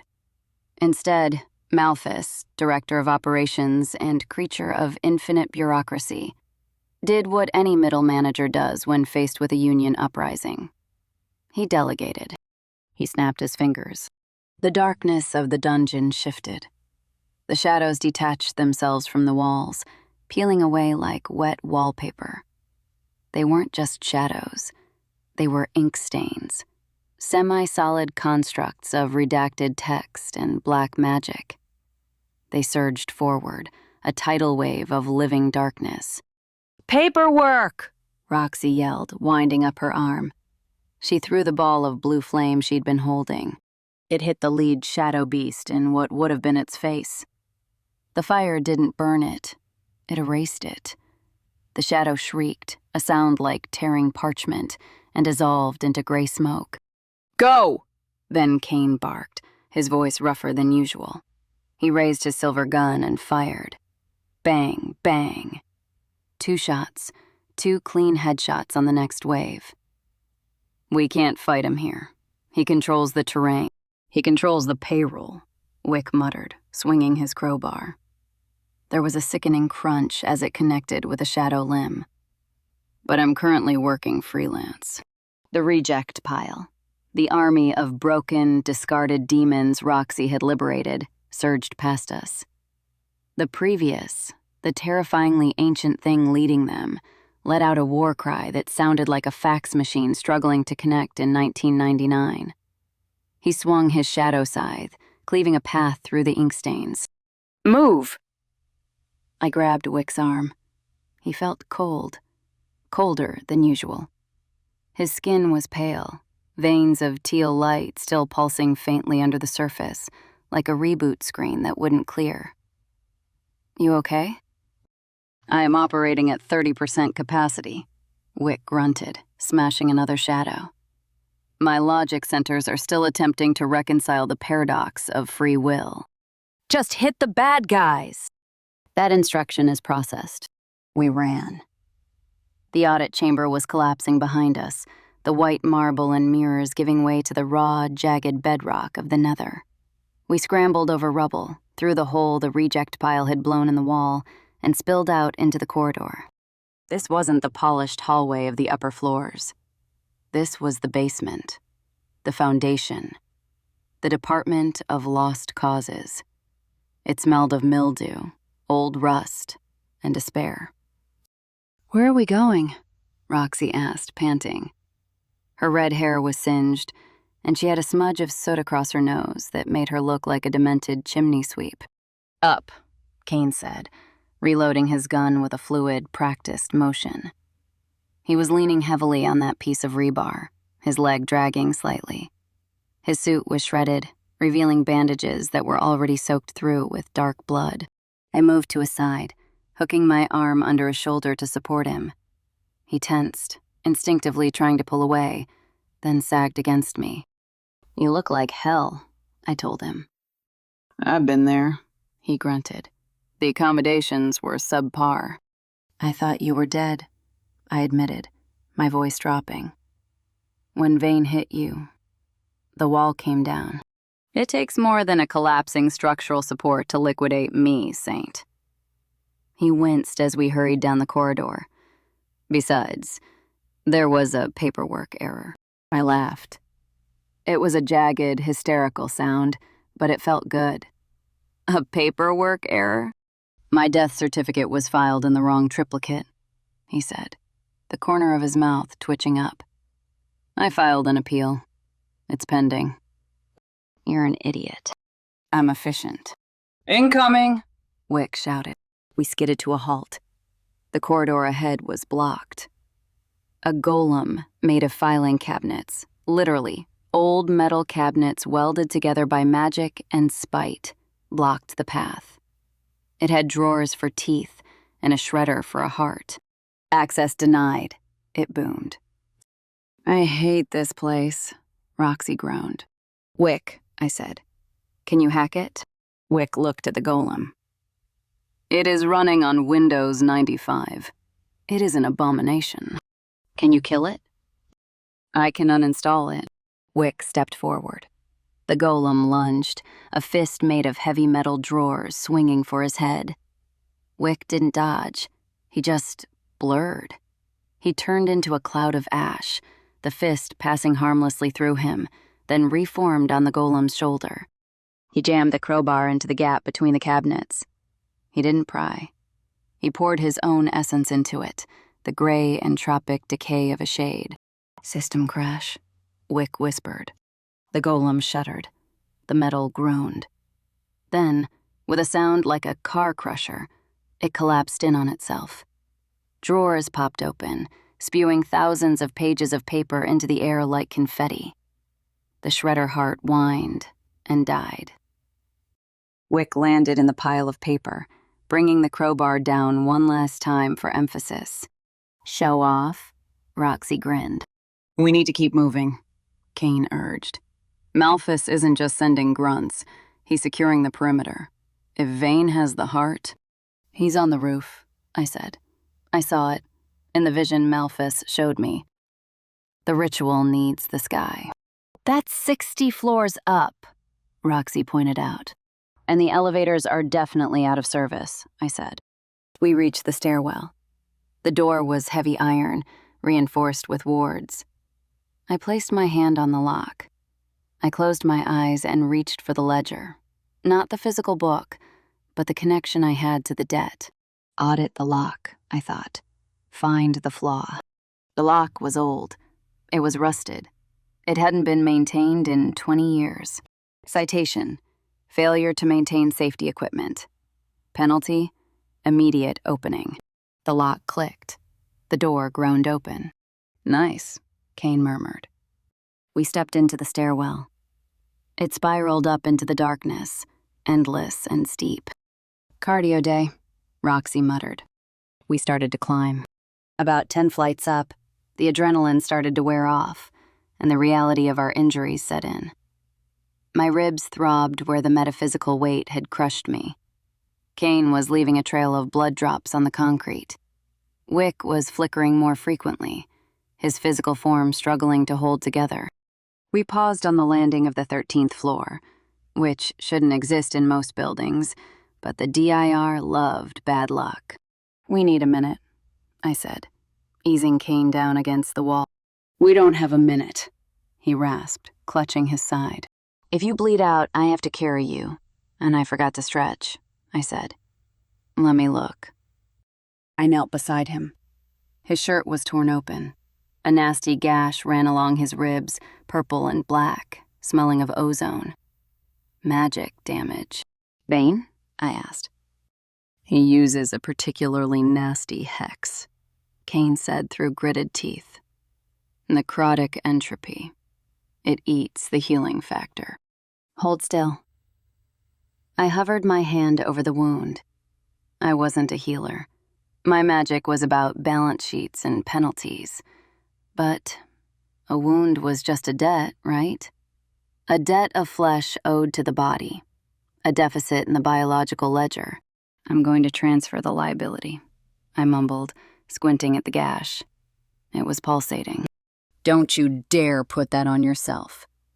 Kane grabbed my wrist. His grip was weak, but his eyes were sharp, focusing on me with an intensity that made my stomach do a weird flip. I'm not worth the interest rate, Saint. The somatic cost on necrotic transfer is steep. You'll bleed out before I heal. Shut up. I'm not taking it. I'm reassigning it. To who? To the building, I said. It's a structural deficit now. I looked at the wall next to us. The concrete was cracked and peeling, painted a depressing shade of institutional beige. It looked like it could handle a little more trauma. I focused. The body owes flesh. The wall owes integrity. Swap the accounts. It was tricky magic. Theoretically, it was embezzlement of reality. I was cooking the books of physics. I visualized the wound not as blood and torn skin, but as a red ink entry in Kane's file. I grabbed that entry mentally and dragged it across the spreadsheet to the column marked architecture. I felt the sharp, biting pain in my side, the transaction fee, then pushed it out, hard. The air smelled of ozone and wet cement. The crack in the wall hissed and widened, spiderwebbing outward with a sound like popping knuckles. Dust tricked down. A chunk of concrete the size of a fist crumbled away and fell to the floor. Simultaneously, Kane gasped. The sound was wet and ragged. The purple edges of his wound pulled together, the skin knitting itself shut in seconds, leaving behind a shiny pink scar that looked months old rather than seconds. Creative accounting, he breathed, touching the spot. He looked from his side to the wall, then up at me. There was a new respect in his gaze. Or maybe just surprise that I hadn't killed him. I'm billing you for the labor, I said, standing up. My head spun, black spots dancing in my vision, but I steadied myself against the railing. And I'm charging a rush fee. You saved him? Roxy asked, watching with wide eyes. I stabilized the asset, I corrected. Can't have him dying before he pays his tab. Wick was staring at his hands. They were trembling. Hey, I said softly to him. You with us? Wick looked up. His eyes were scared. I'd never seen a demon look scared before. The command lines, he whispered. They're still there, buried in the root directory. Obey vein, protect the heart. But you fought it, I said. I suppressed it, he corrected. But as we get closer, the signal will get stronger. If I turn again, Ashlyn, he looked at the crowbar in his hand. If I turn again, you have to liquidate me. No, expectantly. That is a logical imperative. Screw logic, I said fiercely.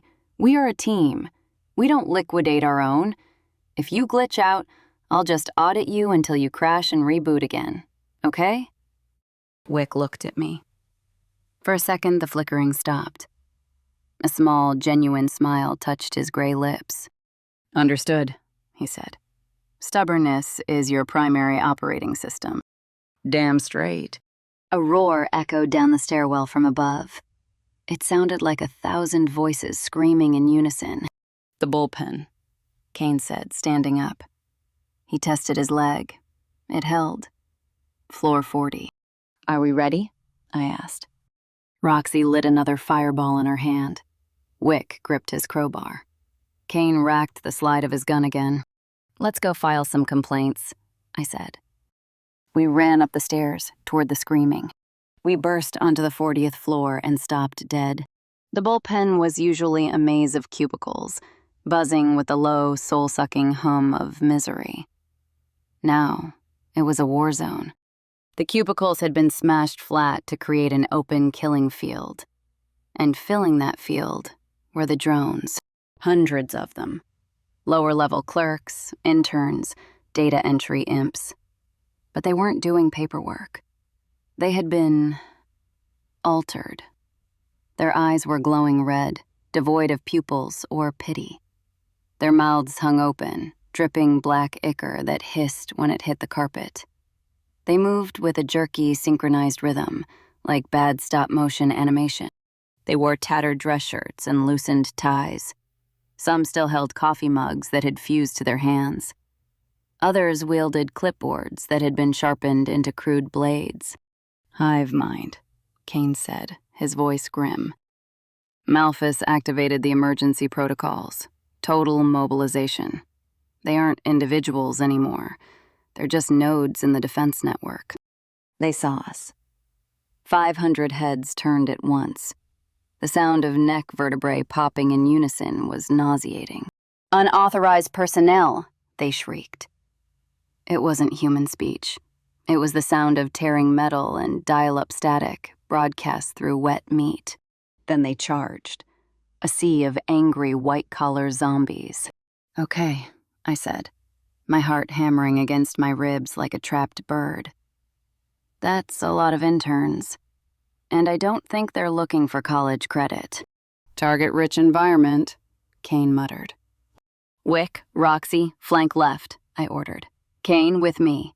We cut a path to the central elevators." "On it," Roxy yelled. She didn't wait. She blasted a stream of fire into the oncoming horde. It wasn't precision work. It was crowd control.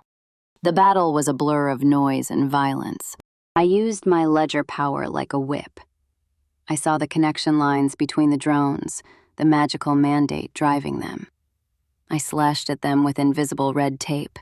Citation: unauthorized overtime. A group of drones froze in place, paralyzed by the sudden bureaucratic freeze. Kane stepped past me, firing methodically. Bang, bang, bang. 3 frozen drones dropped.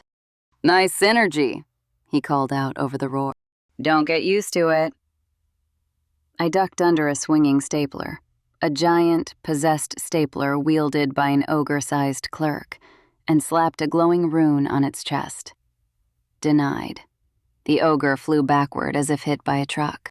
Wick was a whirlwind of ash and steel. He moved through the horde like smoke, impossible to pin down. Every time a drone swung at him, he dissipated and reformed behind them, the crowbar cracking skulls. But there were too many of them. "We're getting bogged down," Kane shouted, reloading. "We need a path." I looked ahead. The elevator bank was 50 yards away. Between us and it was a wall of bodies. "Roxy!" I screamed. "How hot can you run?" "I can melt the sprinkler system," she yelled back. "Do it." Roxy grinned. Her eyes went pure white. She clapped her hands together, and a shockwave of heat blasted outward. The air shimmered. The sprinklers on the ceiling hissed, melted, and then burst. Water sprayed down on the horde. "Now!" I yelled. "Wick, the floor!" Wick slammed his hands onto the wet carpet. Electricity, his own bioelectric energy, surged into the water. ZZZZT. The shock wave rode the water, chaining through the wet mob of drones. They jerked and seized, their movements glitching out. "Go, go, go!" We sprinted through the twitching, sparking crowd. I vaulted over a desk. Kane shoulder-checked a stunned imp. We hit the elevator doors. I slapped the panel. Override. The doors dinged and slid open. We piled inside. I hit the button for the roof, but nothing happened. "Locked out," I panted. "Try floor 66, Kane said. HR. I hit 66. The doors began to close. Just as they were sealing, a hand, a massive clawed hand, grabbed the door. Malphus. He wasn't on the roof. He was right behind us. "Did you think," he growled, prying the doors apart with terrifying strength, "that you could just walk out?" Kane raised his gun. Click. Empty. Roxy raised her hands. "I'm tapped out. Need a recharge." Malphus grinned. His face was losing its human mask, revealing the bird of prey demon underneath. Your audit is finished. Wick! I yelled. Wick looked at Malphus. Then he looked at the control panel. He didn't attack Malphus. He attacked the elevator. He punched the control panel, shattering it. He grabbed the cables inside. Going up, Wick said. He sent a surge of power into the motor. The elevator didn't just rise, it launched. The sudden acceleration ripped the doors out of Malphus's grip. We heard a roar of frustration fade rapidly below us as we shot up the shaft like a bullet. Gravity pinned us to the floor. Wick! I screamed. Slow it down! Brakes are offline, Wick yelled back. We are express. We flew past the 40s, the 50s. We're gonna crash, Roxy shrieked. Floor 66, coming up, Wick yelled. He jammed the crowbar into the doors as we flew past 65. The metal screeched. Sparks showered us. We hit 66. The elevator slammed into the safety brakes, or what was left of them. We stopped with a bone-jarring thud that threw us all into a pile. The doors, pried open by the crowbar, revealed a quiet, carpeted lobby. It was silent. It smelled of potpourri and quiet judgment. Human resources. We crawled out of the elevator, gasping for air. Next time, Kane groaned from the floor. We take the stairs. I looked up. Standing behind the reception desk was a woman. She was beautiful, polished, perfect. Her eyes were closed. But her hair was moving, hissing. Do you have an appointment? The Gorgon asked sweetly. I sighed and pulled myself up. Here we go again. Chapter 14. The thing about human resources is that they are designed to be disarming. Literally. I once saw an HR rep talk a werewolf out of his own claws during a severance negotiation. But here, on floor 66, the vibe was less, let's discuss your career path, and more, let's discuss your permanent ossification. The Gorgon behind the desk smiled. It was a practiced, corporate smile, showing just the right amount of teeth to simulate friendliness without actually conveying warmth. Her snakes, however, were less diplomatic. They were vipers, thick as my arm, hissing and weaving through her perfectly coiffed updo. Miss Saint, she said, her voice smooth like expensive ganache. We've been expecting you. Though you are technically late for your exit interview. I didn't schedule one, I said, stepping out of the elevator. My boot sank into the plush, blood-red carpet. Oh, it's mandatory, she said, picking up a pen. I'm Brenda, Director of Human Resources. Funny, Kane deadpanned, raising his gun. I'm Kane, Director of Liquidation. And your position has been terminated. He fired. The bullet flew true, aiming right between her eyes. Brenda didn't flinch. She just opened her eyes. Not her human eyes, those remained polite and brown. But the other eyes, the ones hidden in the mass of snakes. A beam of gray light, heavy and dull, shot out from the vipers. It hit the bullet in midair. Clink. The bullet turned to stone. Lead became granite. It lost its momentum instantly and dropped to the carpet with a heavy thud. Violence is a violation of the employee handbook, Brenda tutted. Strike one. Cover, I yelled. We dove behind the receptionist's desk, a massive slab of obsidian that looked expensive enough to feed a third-world country. A beam of gray light swept over our heads. It hit a potted fern in the lobby. The plant instantly turned gray, freezing in perfect detail. A sculpture of life snuffed out. Petrification gaze, Roxy whispered, huddled next to me. Classic Gorgon, don't look at her. It's not just her eyes, Wick said. He was crouching, his crowbar held tight. It's the snakes. Multiple vectors of petrification. Field of view is 360. So we can't flank her, Kane growled, checking his gun. And she can intercept projectiles. We need a mirror, I said. Classic mythology. You reflect the gaze. I am out of compacts, Roxy said. And I don't think you have one. Improvise, I snapped. Mr. Wick, Brenda called out from across the lobby. I see your file here. You have a lot of unauthorized absences, and, oh my, attempted unionizing. That's a serious infraction. I am an independent contractor, Wick shouted back. Independent contractors don't get health benefits, Brenda sighed, the sound echoing strangely in the large room. Or dental, or, in your case, life insurance. She turned her gaze toward Kane, who was hunkered down behind a marble pillar. The snakes on her head hissed in unison, tasting the air. And Mr. Kane, she continued, her voice dripping with faux concern. Demoted twice? Disciplinary action for excessive force? It says here you have authority issues and a tendency to brood. We offer a seminar on emotional intelligence, you know. It's on Tuesdays. I prefer the seminar on target practice, Kane grunted, blindly firing a shot around the pillar. Missed, Brenda sang.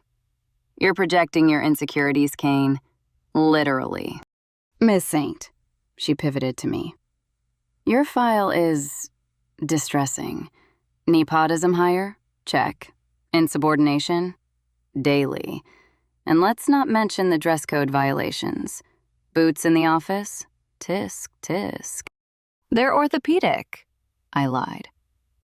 Denial, Brenda sighed. Stage 1 of grief. We can work through this. Just stand up and look at me. Let's have a face-to-face. Or, as we call it in HR, a termination meeting. The snakes hissed, a sound like 1,000 escaping gases from a punctured tire. Wick, I whispered, can you hack the lights?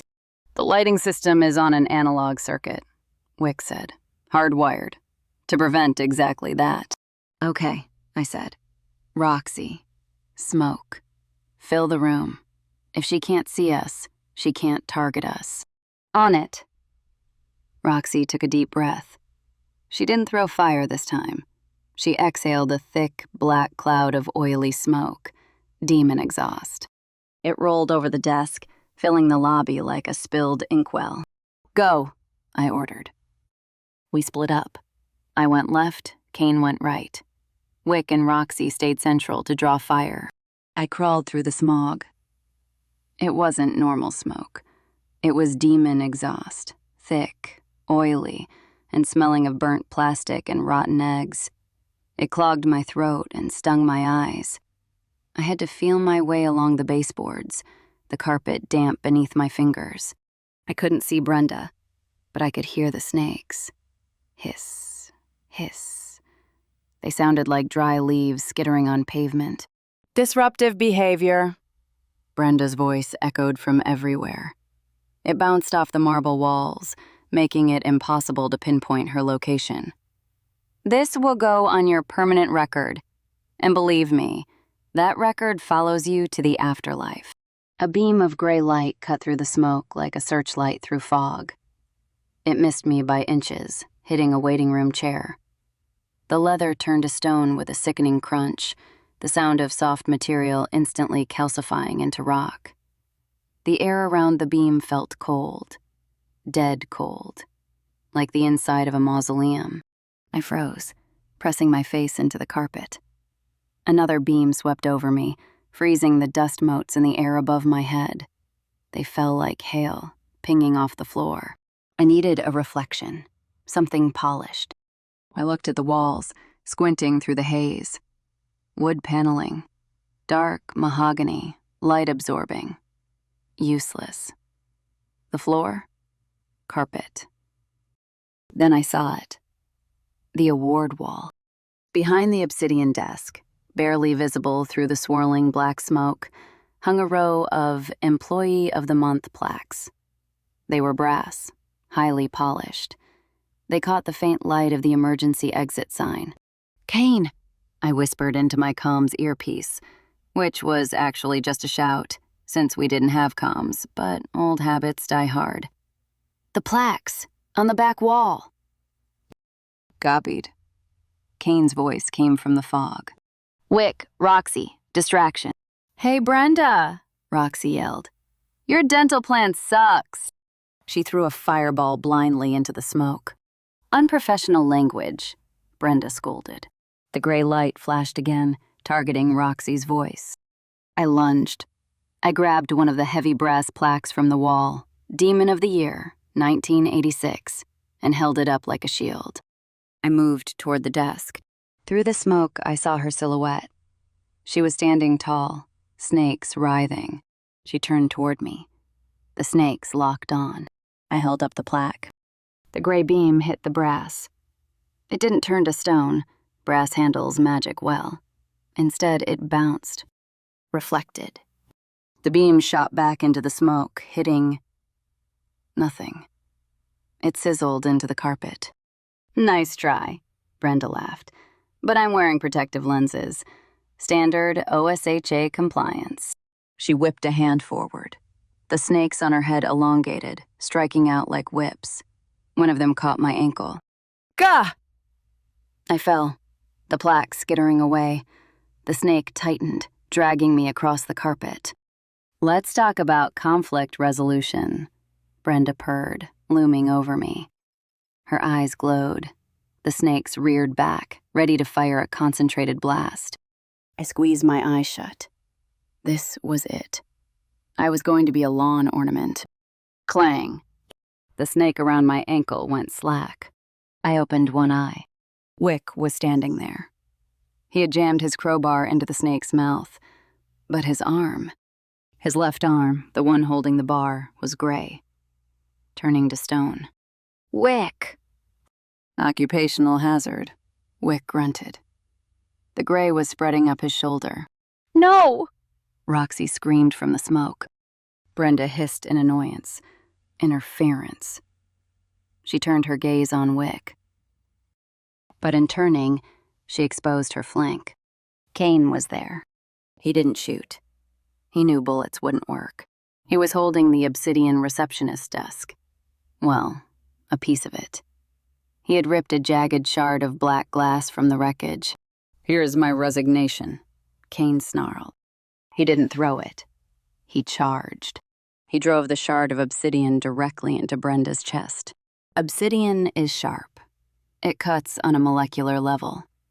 But more importantly, it's volcanic glass. It's earth that has already been burned. Brenda gasped. The snakes froze. But, she whispered, black blood bubbling on her lips. I have tenure. Layoffs are brutal, Kane said. He twisted the shard. Brenda solidified. It wasn't the slow creep of her own magic. It was instant.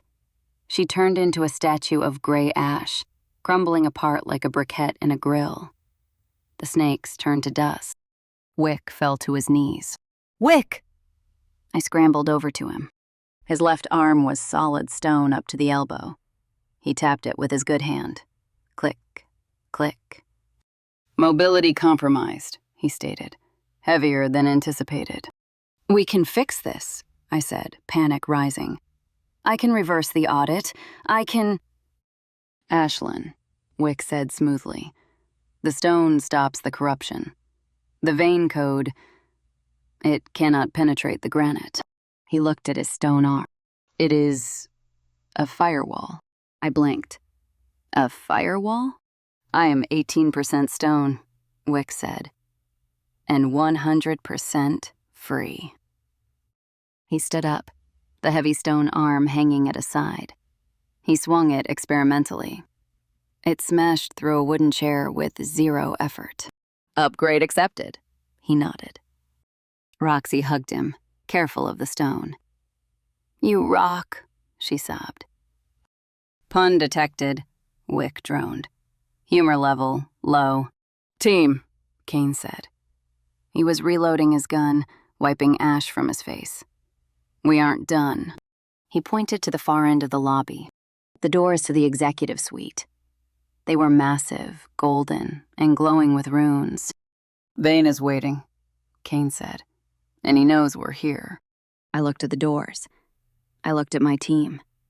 Roxy, soot-stained and fierce. Wick, half stone and unbreakable. Kane, battered but relentless. "Let's go get my refund," I said. I pushed the doors open. The hallway beyond wasn't like the rest of the DIR. It didn't smell like sulfur or cheap coffee. It smelled like money.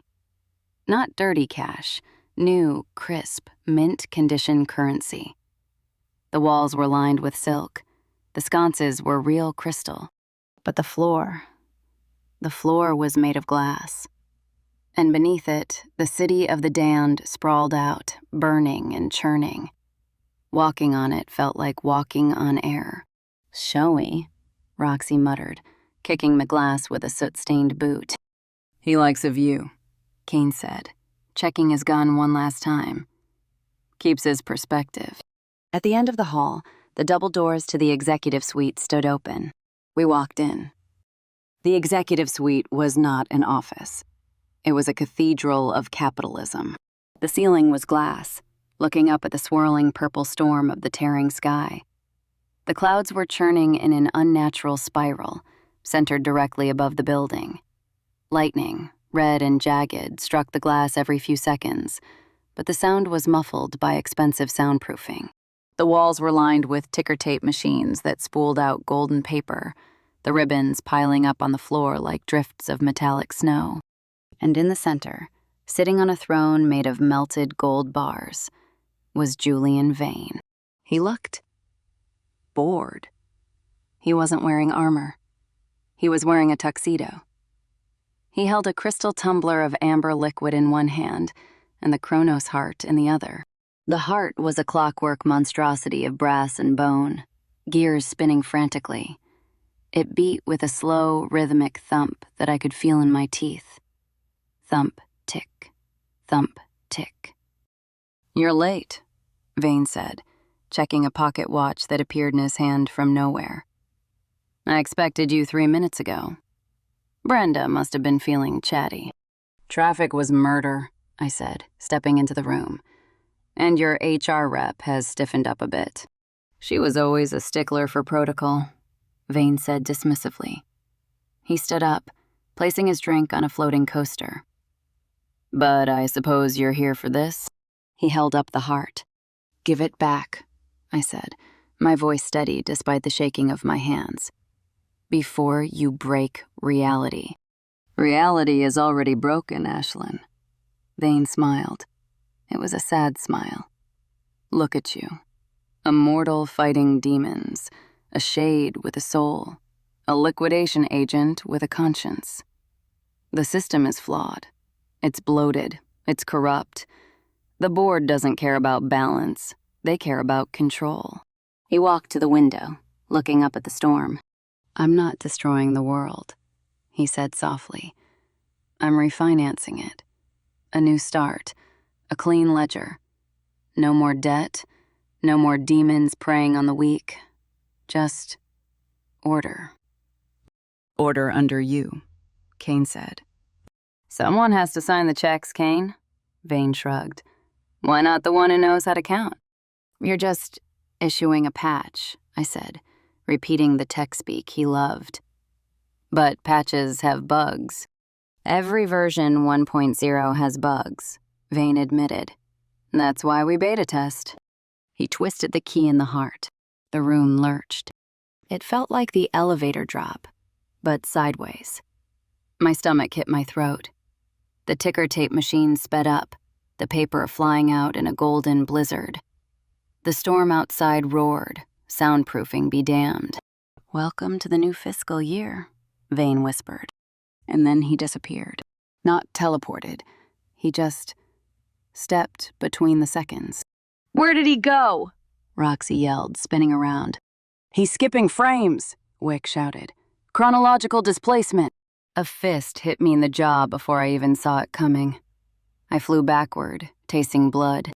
Vane flickered into existence for a microsecond, standing where I had just been, then vanished again. "He's fighting in time-lapse," Kane shouted. Back to back. Now. We formed a circle. This wasn't just a fight. It was a timing puzzle. And I hated puzzles. Chapter 15. Fighting a chronomancer is like trying to punch a ghost who has already read the script of the fight and edited out the part where he gets hit. Vane wasn't just fast. He was non-linear. Kane fired a triple tap. Bang, bang, bang, at Vane's chest. Vane flickered. The bullets hit the gold throne behind where he had been standing. Vane reappeared 3 feet to the left, sipping his drink, looking bored. Too slow, Vane said. That attack happened 3 seconds ago, in a timeline I already discarded. He sipped his drink. I saw you decide to pull the trigger, Kane. I watched the hammer fall. I watched the combustion. It was all very 4:05 p.m., and it's currently 4:06. He's reading the input lag, Wick shouted. He's reacting to our intent before we execute. Then we overwhelm the buffer, I yelled. Roxy, torch the whole carpet. Area of effect. Roxy spun, wreaths of blue fire erupting from her soot-stained hands. Burn notice! She slammed her palms together. A wave of fire washed over the room, turning the drifts of ticker tape into instant ash. It was a wall of blue heat, inescapable. Vane didn't move. He didn't dodge. The fire washed over him and vanished. It simply ceased to exist in the space he occupied. The flames curled around an invisible bubble, leaving him untouched, his ice cubes not even melting. I edited that part out. Vane smiled. Retconned. It never happened. He raised a hand. And this is a spoiler. The air in front of Roxy shriveled. A blast of compressed time hit her in the chest, aging the air in her lungs by 50 years in a second. Roxy flew backward, gasping as if she'd run a marathon, hitting a ticker tape machine hard enough to dent the casing. She slid to the floor, wheezing. Roxy! Wick roared. He charged, his new stone arm raised like a battering ram. Target acquired. Ah, the golem, Vane noted, not even looking at him. Code is messy, Wick. You're running on deprecated drivers. Vane sidestepped Wick's swing with lazy grace. He didn't just dodge, he stepped through Wick's swing, appearing on the other side before Wick had finished moving. He tapped Wick's stone shoulder. Click. Wick froze. Not petrified, stopped in time. He was suspended in midair, a statue of rage, his roar silenced in mid-frequency. Paused, Vane said. I'll deal with your runtime errors later, maybe strip you for parts. I always needed a new paperweight. Kane! I shouted. Flank him! But Kane was already moving. He had abandoned his gun. He was moving with a fluid, lethal grace, drawing a knife made of matte black shadow. He slashed at Vane, a crosscut that should have disemboweled him. Vane caught Kane's wrist. He didn't even look. He just caught it. Predictable, Vane sighed. Liquidation agents always go for the liver. I told you that in the timeline where you tried to stab me from the left, and the one where you tried to faint. You really have no imagination, do you? Vane twisted. There was a sickening snap. Kane grunted, dropping the knife. Vane kicked him in the chest, sending him skidding across the glass floor. Stop it!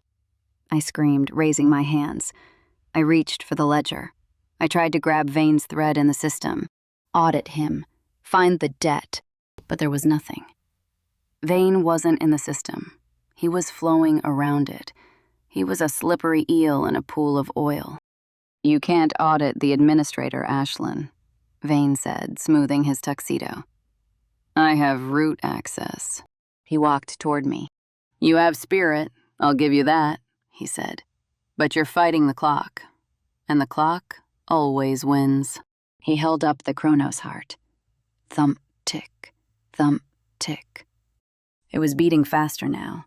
The storm outside was screaming. The glass ceiling rattled. I watched him walk. Step, flicker.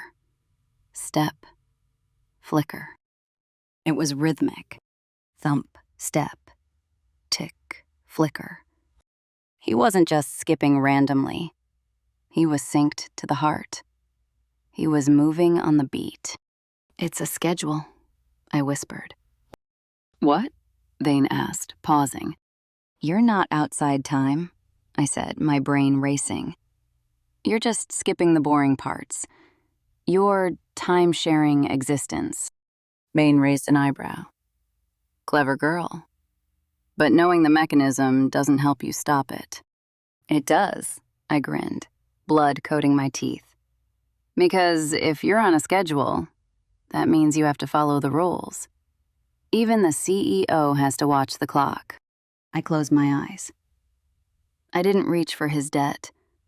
I reached for the room, for the building, for the very concept of the executive suite. The room fought me. The gold bars radiated a heavy, oppressive magic, the magic of pure, unbridled capitalism. It was slippery. It wanted to flow. It wanted to transact. It resisted regulation. But I was an auditor. I lived in the fine print. Zoning laws, I thought, grabbing the ley lines of the floor. Occupancy limits. I visualized the employee handbook, the one Malphus loved so much. The ironclad, soul-binding contract that governed every demon in the DIR. Mandatory break periods. I pulled on the magic. It was heavy, bureaucratic magic. It felt like dragging a sack of wet cement through a muddy field. It was the magic of red tape. The magic that makes lines at the DMV move slowly. The kind that makes meetings drag on for hours, regardless of the agenda. Cast spell. Union-mandated break. I didn't just cast it. I filed it. I stamped it with my will. The air in the room grew heavy. Thick. Sluggish. The golden ticker tape slowed down, drifting to the floor like molasses. The sound of the storm outside dropped an octave, deepening into a slow, grinding roar. Vane took a step. He flickered, but he didn't reappear instantly.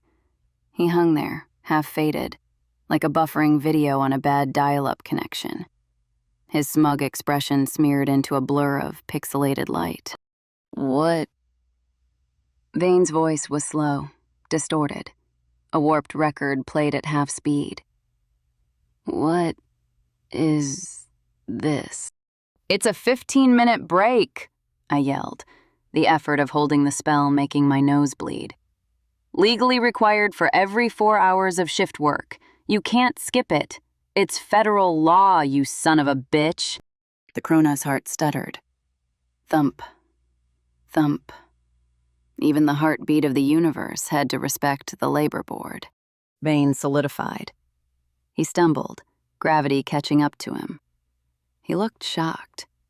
For the first time, he looked vulnerable. He was just a man in a torn tuxedo, holding a clock he couldn't control. "Wick!" I screamed. "Unpause!" The sudden drag in time hit Wick too, but in reverse. It canceled out Vane's fast-forward pause. Wick crashed to the floor, then scrambled up. "Runtime resumed!" Wick shouted. He didn't swing his arm. He lunged. He opened his mouth, his jaw unhinging slightly, revealing rows of shark-like teeth, and bit Vane on the shoulder. It wasn't a physical bite. It was a data breach. Vane screamed. Gold blood sprayed onto the glass floor. "Virus uploaded," Wick garbled, his voice static-filled. Vane thrashed, throwing Wick off. Wick slammed into a wall, but he had done his job. Vane was staggering. He clutched his shoulder. The tuxedo was torn, revealing skin that looked like clockwork mesh underneath. "You," Vane hissed. "You infected me." "Kane, now!" I yelled. Kane was already there. He had recovered his shadow knife. He didn't go for the liver this time. He went for the heart. Not Vane's heart. The Kronos heart in his hand. Kane lunged, the knife arc a streak of darkness. Bane saw it coming. He tried to flicker, but the union break magic held him down. He was stuck in real time. "No!" Vane roared. He couldn't dodge. So he sacrificed the hand. He raised his arm. Kane's knife sliced through Vane's forearm, severing the tendons. Vane dropped the Chronos heart. It tumbled through the air, brass and bone. Time seemed to slow down. For real, not magically. I watched the heart spin. I dove for it. But Vane was faster, even wounded, even infected. He didn't grab the heart. He grabbed Kane. "If I go down," Vane snarled, his eyes burning with blue fire, "I'm taking your equity." He didn't punch Kane. He didn't stab him. He shoved his hand, his good hand, straight into Kane's chest. It wasn't a physical wound. It was spectral. Vane's hand passed through Kane's ribs and grabbed something inside. Kane's eyes went wide. He didn't scream. He just gasped. A sound of absolute, soul-shredding loss. "Liquidation," Vane whispered. "Denied." He ripped his hand back. He wasn't holding a heart. He was holding a shadow. A writhing, screaming piece of darkness that looked like a silhouette of Kane. Kane crumpled. He fell to the glass floor like a puppet with cut strings. Vane crushed the shadow in his fist. It dissolved into black dust. "No!" I screamed. I hit the floor, sliding on the smooth glass. I grabbed the Chronos heart just as it hit the ground. It was warm. It was vibrating. I looked up. Vane stood over Kane's body. He was panting. Gold blood dripped from his shoulder. He looked pale, diminished, but still terrifying. "I took his essence," Vane rasped. "He's hollow, Ashlyn. He's just a shell now." Vane looked at me. He looked at the heart in my hands. "Give it to me," he said, "and I'll let you live to mourn him." I looked at Kane. He wasn't moving. His skin was gray. His eyes were open, staring at the storm above, but they were empty. Paradoxically empty. I looked at Wick, struggling to stand, at Roxy, unconscious against the machine. I looked at the heart. Thump, tick. "You want it?" I whispered. I stood up. I felt the ledger burning in my mind. I felt the rage, cold, hard, and bureaucratic. "Come and audit me for it." I didn't hand it over. I jammed my own hand into the gears of the Chronos heart. Vane's eyes went wide. "Don't. You'll paradox the core." "Good," I snarled. I twisted. The world went white. Chapter 16. The world didn't end with a bang. It ended with a buffer symbol. When I jammed my hand into the Chronos heart, reality didn't know how to process the input. It was like trying to shove a floppy disk into a toaster.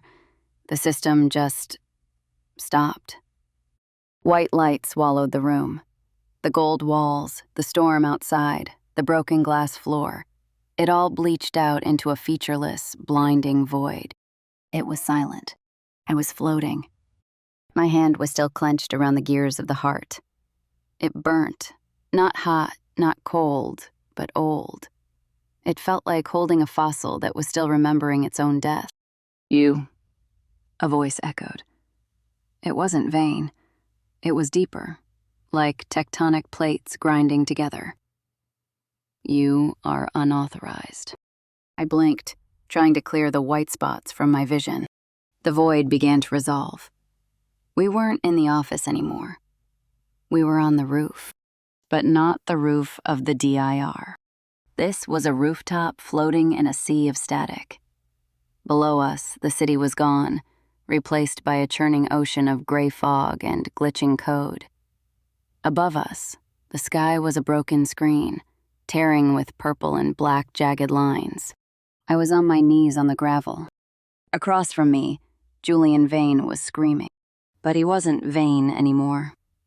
The virus Wick had uploaded, combined with the paradox I'd triggered, had broken his container. His human skin was peeling away like wet wallpaper, revealing the clockwork horror underneath. His jaw unhinged, gears spilling out instead of teeth. His left arm, the one Cain had severed, was trying to regrow, but it was growing wrong. It was a mass of ticking hands and springs, thrashing like a metal squid. "Error!" Vane shrieked. "Logic loop! I cannot be audited. I am the admin." "You're a glitch," I panted, struggling to stand. My hand, the one that had touched the heart, was glowing with faint, golden runes. They were crawling up my arm, burning like liquid nitrogen, itching like a fresh tattoo on sunburned skin. I looked around. Wick was a few feet away, standing over a pile of deactivated drones, rebooting. His stone arm was heavy, dragging him down, but his eyes were flickering back to teal. He was running diagnostics, muttering binary prayers under his breath. Roxy was groaning, pulling herself up from the gravel. She looked singed, her hair a frizzy mess of static, but alive. And Cain, my heart stopped. It didn't just stop. It plummeted into my boots. Cain was lying near the edge of the roof. He wasn't moving. He looked flat, two-dimensional, as if Vane had stolen not just his soul, but his depth. The shadows around him were wrong. They didn't stretch. They pooled like spilled ink. "Cain!" I scrambled over to him, sliding on the wet gravel. I touched his face. It was cold. Not dead cold, empty cold, like touching a plastic mannequin in a store window. Nobody was home. The lights weren't just out. The wiring had been ripped from the walls. "He's gone, Ashlyn," Vane laughed. The sound was a rusty hinge needing oil, grating and painful. "I deleted him. Control-Alt-Delete. Empty trash. He is in the recycle bin of history along with the Betamax and the Zune." "Bring him back," I snarled, turning to face the monster, tears hot in my eyes. "I can't." Vane twitched, his head snapping to the side at an impossible angle. "The file is corrupted. The path is lost. Everything is corrupted." He raised his good hand, the clockwork claw, fingers made of scalpels and compass needles, and pointed at the sky. "Look!" he shrieked. "The blue screen of death!" I looked up. The sky wasn't blue. It was a searing, bruised purple, tearing open to reveal nothing. Just static. Snow. The kind you see on a TV channel that doesn't exist. Massive, jagged lines of black pixels were raining down on the city, erasing buildings where they touched. The Chrysler building flickered and turned into a wireframe model. The Hudson River paused, looping the same wave over and over. "The board is watching," Vane whispered, his voice dropping to a terrified conspiratorial hiss. "They see the bugs, they see the mess, and they are not happy about the downtime." Suddenly, the air pressure dropped. My ears popped painfully. The static in the air grew heavy, smelling of ozone and ancient paper. Dust? A shadow fell over the roof. A shadow that didn't belong to the clouds. Thud. Something landed between me and Vane. The impact cracked the concrete roof, sending spiderwebs of fissures racing toward the edge. It was Malphus. The director stood up, brushing dust from his impeccable charcoal suit. He adjusted his cufflinks. He looked at Vane. He looked at me. He looked at the chaos in the sky with an expression of mild annoyance, like a man finding a typo in a memo. "Director," Vane stammered, his gears whirring frantically, sparks showering from his chest. "I can explain. The beta test. There were unforeseen variables. The user interface was not intuitive." Malphus didn't speak. He walked up to Vane. Vane towered over him, a metal monstrosity of divine ambition. But he shrank back as Malphus approached, cowering like a dog who knows it chewed the wrong slipper. "Your quarterly review is up, Julian," Malphus said softly. His voice was calm, terrifyingly so. "No," Vane hissed, backing away until his heels hit the parapet. "I have the heart. I control the time. I am the admin." "You hold the device," Malphus corrected, stopping just out of reach. "But you do not control the asset. You are middle management, Julian. You always were." Malphus reached out. He didn't use magic. He didn't use force. He just opened his hand. "Hand over your badge." Vane shrieked, a sound of pure mechanical despair, and swiped at him with his clockwork claw. It was a strike that could have peeled open a tank. Malphus caught it. He caught the spinning blades and grinding gears with one bare hand. He didn't flinch. With a sound like a car compactor crushing a sedan, Malphus squeezed. Vane's metal arm crumpled. Gears exploded outward, shrapnel flying past my face. Springs snapped with the report of gunshots. Vane dropped to his knees, wailing, clutching the ruin of his limb. "Incompetence," Malphus sighed, inspecting his glove for scratches. "It is the one sin I cannot forgive. Greed, yes. Ambition, encouraged. But failure? That is a breach of contract." Malphus reached into Vane's chest, straight through the clockwork ribs, and pulled out the Chronos heart. It was pulsing wildly, chaotic and fast. Vane collapsed, his machinery grinding to a halt. He wasn't dead. He was just deactivated. A broken toy. Malphus held the heart up to the tearing sky. "Finally," he whispered. He turned to me. His eyes were yellow lanterns in the gloom. "You have done well, Agent Saint," Malphus said. "You flushed out the traitor. You secured the asset.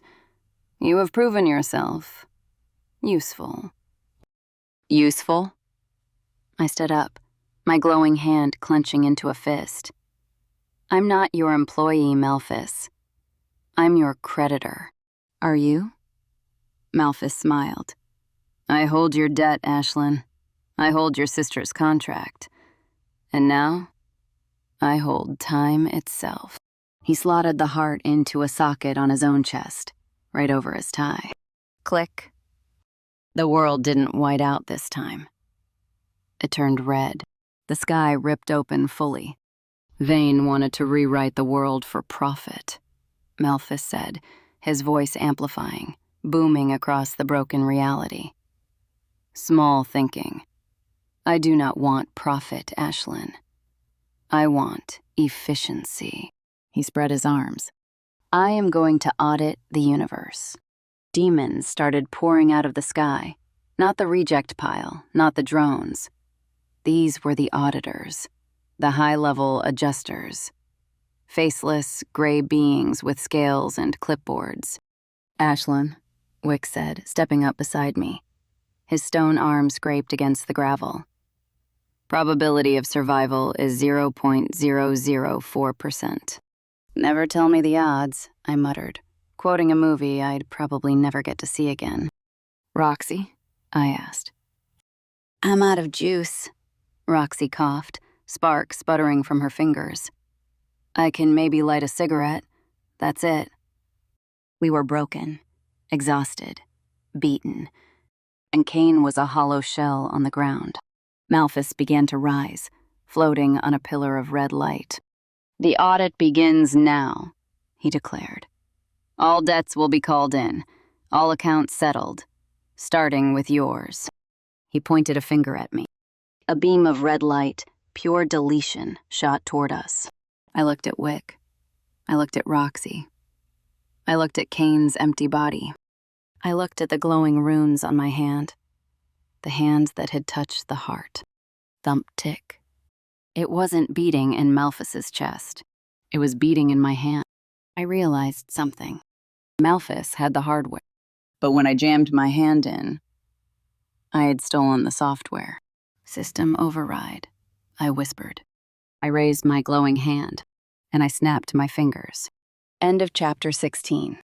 Chapter 17. The thumb snap didn't end the world. It paused it. When I snapped my fingers, I didn't summon a fireball. I summoned a dialogue box. A giant translucent square appeared in the air between me and Malface. It hovered there, glowing with gentle blue light, its edges crisp against the tearing red sky. System alert. Unauthorized user detected. Proceed with parental override? See when. That is finally show that people haven't changed. They're protected will be a maid. Absolutely. Let's keep the moment of you to know. My break-in anywhere back to the death. With the user, Jesus commit. System alert. Unauthorized user detected. Proceed with parental override. Yes, weaken you. MITA selected. This parental override. My proceeded with parental override. Make the moments with depot protected user. System alert. Unauthorized user detected. Proceed with parental override. Make the moments with parental override. System alert. Unauthorized user detected. Proceed with parental override.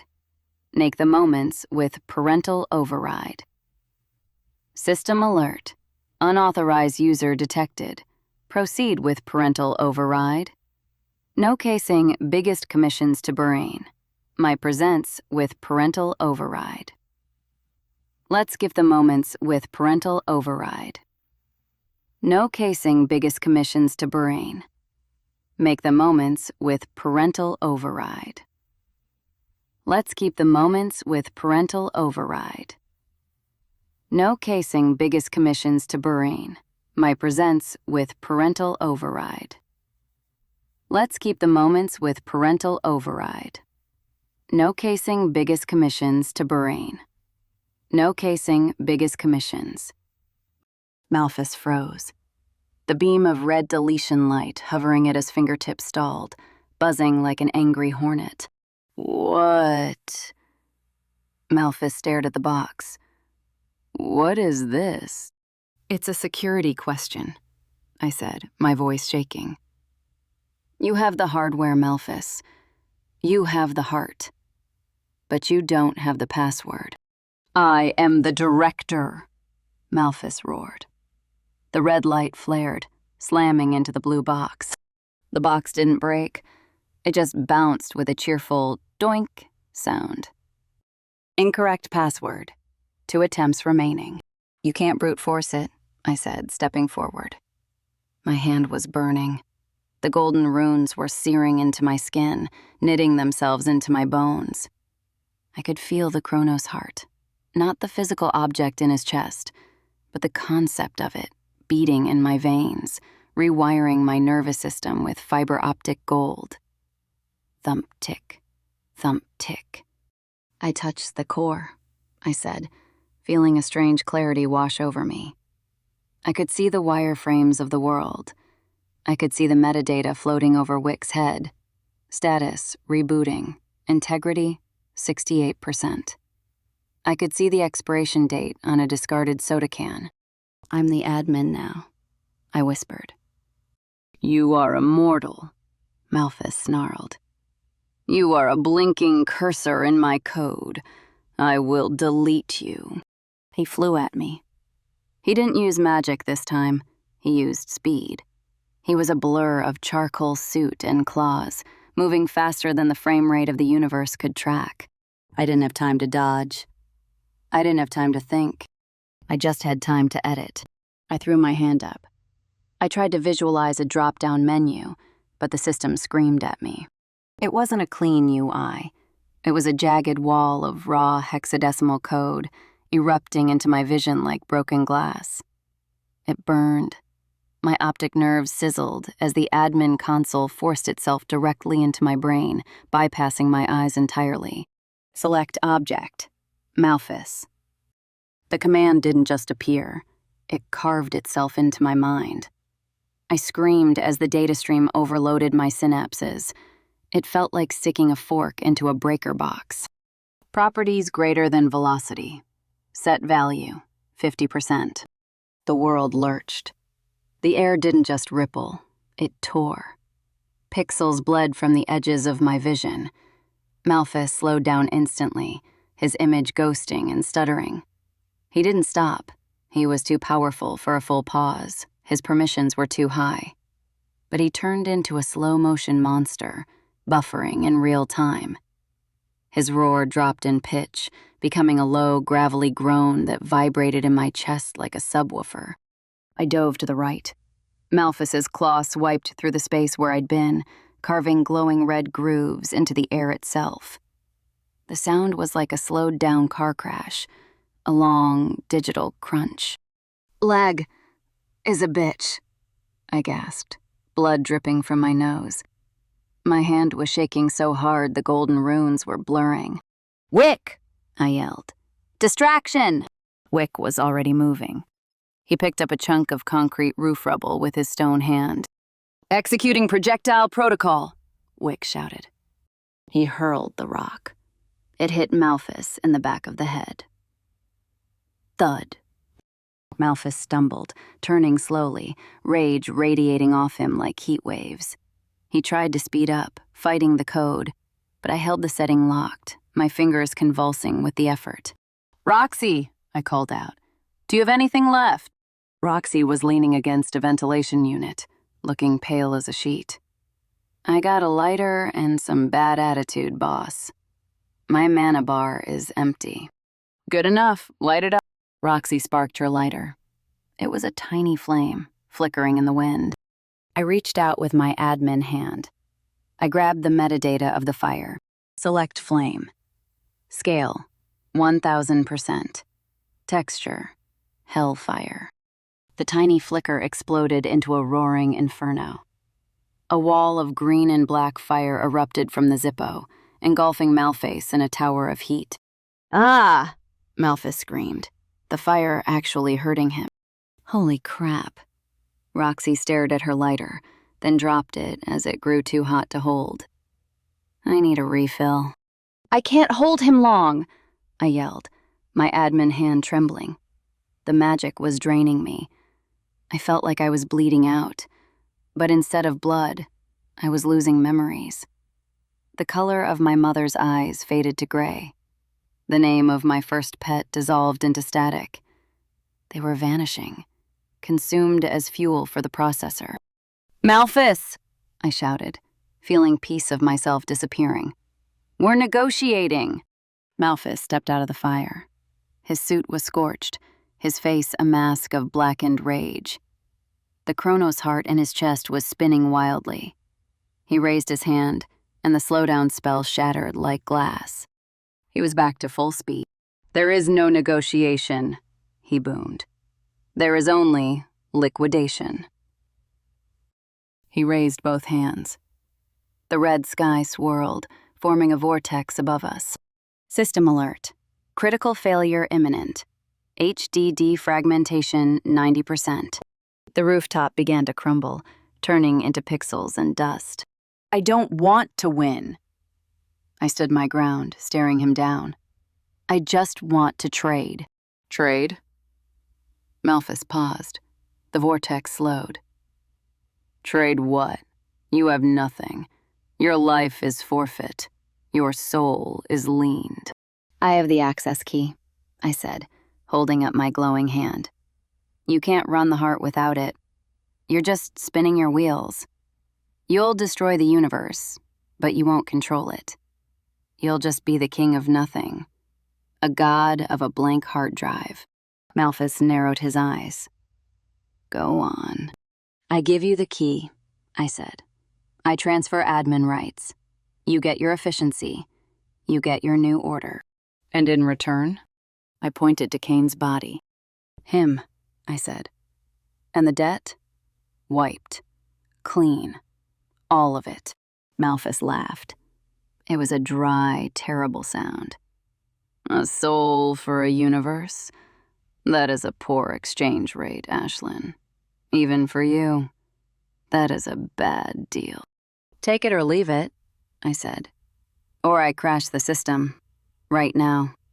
I'll format C drive. We all go into the dark."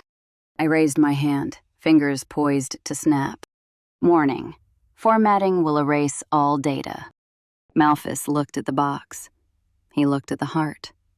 He looked at me. He did the math. He was an auditor, after all. He knew when to cut losses. Agreed, Malphus said. He landed on the roof. Transfer the key. I walked toward him. The heat coming off him was intense. The heart was a spinning buzzsaw in his chest. I reached out. Malphus reached out. Our hands touched. A shock wave of data hit me. I saw the history of the universe. I saw the dinosaurs. They had feathers. I saw the fall of Rome. Bad accounting. I saw the heat death of the sun. It all rushed through me, stripping away the golden runes. The power left me. It flowed into him. Malphus gasped, his eyes rolling back. Yes, yes, unlimited bandwidth. The red sky smoothed out. The tears healed. The static vanished. The world sharpened, becoming high definition, perfect, efficient. The colors were too bright, the edges too sharp. Malphus floated up, glowing with divine light. The transaction is complete, he intoned. Your debt is cleared, Agent Saint. You are unemployed. He snapped his fingers.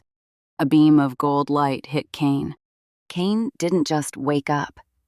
He rebooted. His body jerked, arching off the gravel.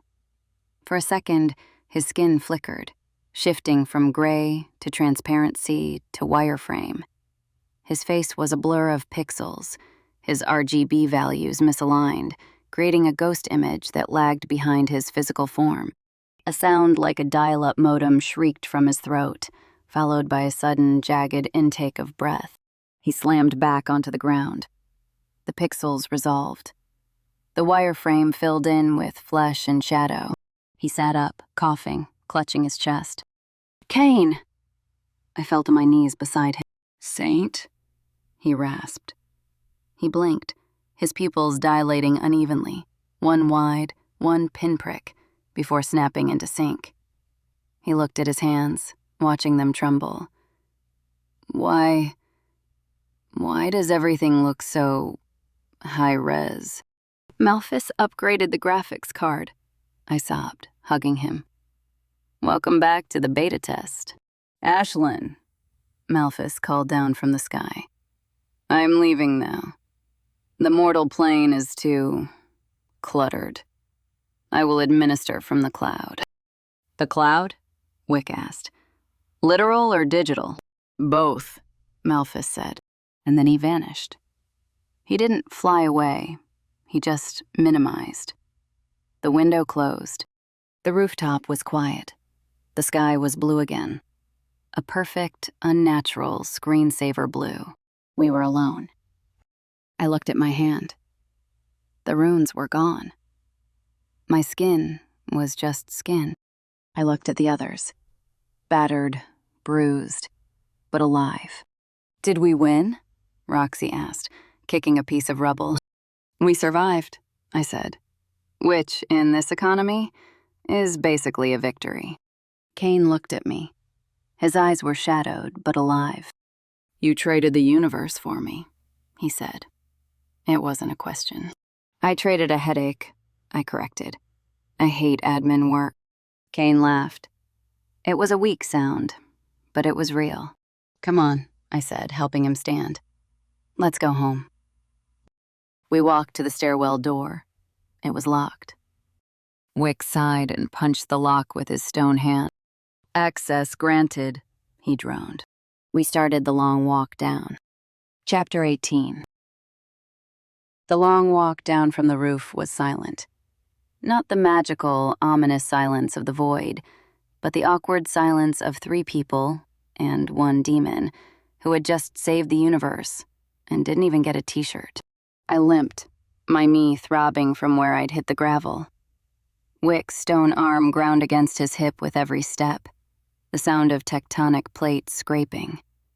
Kane moved with a stiffness that was unnatural for him, like he was still getting used to being physical again. Roxy kept trying to strike her lighter, but it was dead. We reached the lobby. It was a wreck. The fight with Vane's guards felt like a lifetime ago. But the receptionist desk was still there, and behind it, terrified but bureaucratic as ever, was a small imp. He looked up as we approached. "Excuse me," I said, leaning on the desk. "I'd like to clock out." The imp stared at us. He stared at Wick's arm, at Kane's bloody shirt, at the soot covering Roxy. "ID?" he squeaked. I threw my ledger onto the desk. It landed with a heavy thud. The imp scanned it. His eyes went wide. "Agent Saint," he whispered. "Your status is listed as terminated." "Check it again," I said. Malphus updated the system. The imp typed frantically. His face went pale green. "Oh," he said. "Status, freelance. Outstanding balance, 0. I closed my eyes. Hearing it out loud was better than any magic spell. 0. "Thank you," I said. I took my ledger back. "Come on, team. Let's get breakfast." We went to a diner 3 blocks away. It was a human place, greasy, smelling of bacon and stale coffee, with vinyl booths that stuck to your thighs. It was perfect. We slid into a booth in the back. The waitress, a woman named Barb who looked like she had fought her own share of demons, dropped 4 laminated menus on the table. "Coffee," I said. 4 cups. Keep them coming until I can feel my extremities." "You got it, hun," Barb said. She didn't ask about the blood. In this city, you didn't ask. If you asked, you usually didn't like the answer. We sat in silence for a minute, just listening to the clatter of silverware and the hum of the refrigerator. It was a mundane symphony, beautiful in its simplicity. No screaming souls, no ticking clocks, just life happening one waffle at a time. "So," Roxy said, breaking a sugar packet and dumping it into her mouth like a pixie stick. She crunched on the granules. "We're unemployed." "Freelance," Kane corrected. He was staring out the window at the people walking by. High-res people moving through a high-res world. A businessman dropped a newspaper. A kid tripped over a shoelace. "It sounds better on a resume. Less fired, more consultant." "Does it pay better?" Wick asked, flexing his stone fingers. The sound was like grinding mortar. He picked up a napkin holder and crushed it slightly, then smoothed it back out. "My chassis requires significant upkeep. Tungsten plating is not cheap." "No," Kane said. "It pays terrible, and there's no dental. I checked." "I can do dental," Wick offered. "I have pliers and a drill attachment." I laughed. It started as a chuckle, a small bubble of hysteria in my chest, and turned into a full-blown cackle. I laughed until my ribs hurt. I laughed until tears streamed down my face. I laughed because if I didn't, I would probably scream about the fact that I had just rewritten the source code of reality. "Are you broken, boss?" Roxy asked, concern in her voice. She offered me a half-eaten sugar packet. "Sugar helps. It's like budget manna." "No." I wiped my eyes, smearing soot across my cheek. "I'm just free. I actually did it. I beat the house. I audited the auditor." "You cheated the house," Kane said, a small smile playing on his lips. It made him look younger, less like a weapon and more like a man. "There's a difference. You found a loophole." "A win is a win," I said. "Read the fine print." Barb arrived with the coffee. The pot was stained brown, the glass chipped, but the steam rising from it smelled like heaven. I wrapped my hands around the mug. It was hot. It was real. I could feel the heat seeping into my cold, magic-scarred palms. "What now?" Wick asked. "Malphus is gone. Vane is scrap metal. The DIR is going to be a mess. The power vacuum alone will cause localized gravity fluctuations." "The board will send a replacement," I said, blowing on my coffee. Someone worse, probably. Or someone boring. I don't care. I'm not on the payroll anymore. I don't have to fill out the 1099s. You still have the ledger, Kane pointed out. Freelance auditors need tools. You can't just audit fate with a notepad. I touched the book in my jacket pocket. It felt lighter now. Less like an anchor dragging me down, more like a manual, a guide. Yeah, I said. I guess I'm in business for myself. Saint Consulting. Has a ring to it. And us? Roxy asked. Are we, a team? Or was that just a save the world one-night stand? I looked at them. Roxy, the pyromaniac with a heart of gold, and a lighter of empty fluid, spinning a spoon on the table. Wick, the stone golem with a soul of code, trying to organize the sweetener packets by color. Kane, the shadow assassin who had literally died for me, watching the door like he expected a ninja attack. They were a mess. We were a mess. But we were my mess. I need staff, I said. I can't audit the city by myself. There's a lot of red tape out there. And I hate filing. I'm in, Roxy said immediately. As long as I get a cut of the loot. And snacks. This job needs better snacks. I require scheduled maintenance, Wick said. And oil baths. Weekly. Premium grade. Done, I said. I'll even throw in a wax polish. I looked at Kane. He met my gaze. His eyes were dark pools, but the coldness was gone. There was warmth there. Or at least, interest. A spark of something that wasn't just duty. I have nowhere else to go, he said. And someone has to keep you from accidentally selling the moon for magic beans. I only sold the universe, I defended. And I bought it back, at a discount. Freelance, Kane mused, testing the word. I suppose I can work with that. No uniform? Casual Friday every day, I promised. I raised my coffee mug. To the same agency, I said. Or whatever we call ourselves. The audit team, Roxy suggested. Too corporate. The uncollectibles, Wick offered. Too desperate. We'll workshop it, I said. To freedom. To freedom, they echoed, clinking their mugs against mine. The cheap ceramic made a dull thunk sound, but it was the best toast I'd ever made. We drank. Compared to the nectar of the gods or the blood of demons, the coffee was terrible. Burnt, bitter, and weak. It was the best thing I had ever tasted. It tasted like autonomy. My pocket buzzed. I froze. I pulled out the ledger. The screen was lit up. New message. Sender, the board. I swallowed hard. Guys. What? Kane tensed, his hand going for a knife that wasn't there. It's the board, I said. I opened the message.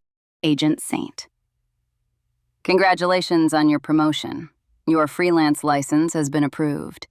Enclosed is your first assignment. Target, the IRS. I stared at the screen. The IRS? Roxy asked, reading over my shoulder. Like, the tax people? Apparently, the Internal Revenue Service has been skimming off the top. I read. The board wants us to audit the auditors. I looked up at my team. A slow grin spread across my face. Well, I said. I always did hate tax season. I threw a 20 on the table. Drink up, I said. We're back on the clock. Thanks for listening to the Infernal Revenue Chronicles. If you enjoyed demon contracts, hostile bureaucracy, and supernatural loopholes with consequences, make sure to subscribe so you don't miss the next installment. New episodes release regularly. Until then, watch your paperwork. And never sign anything you didn't read twice.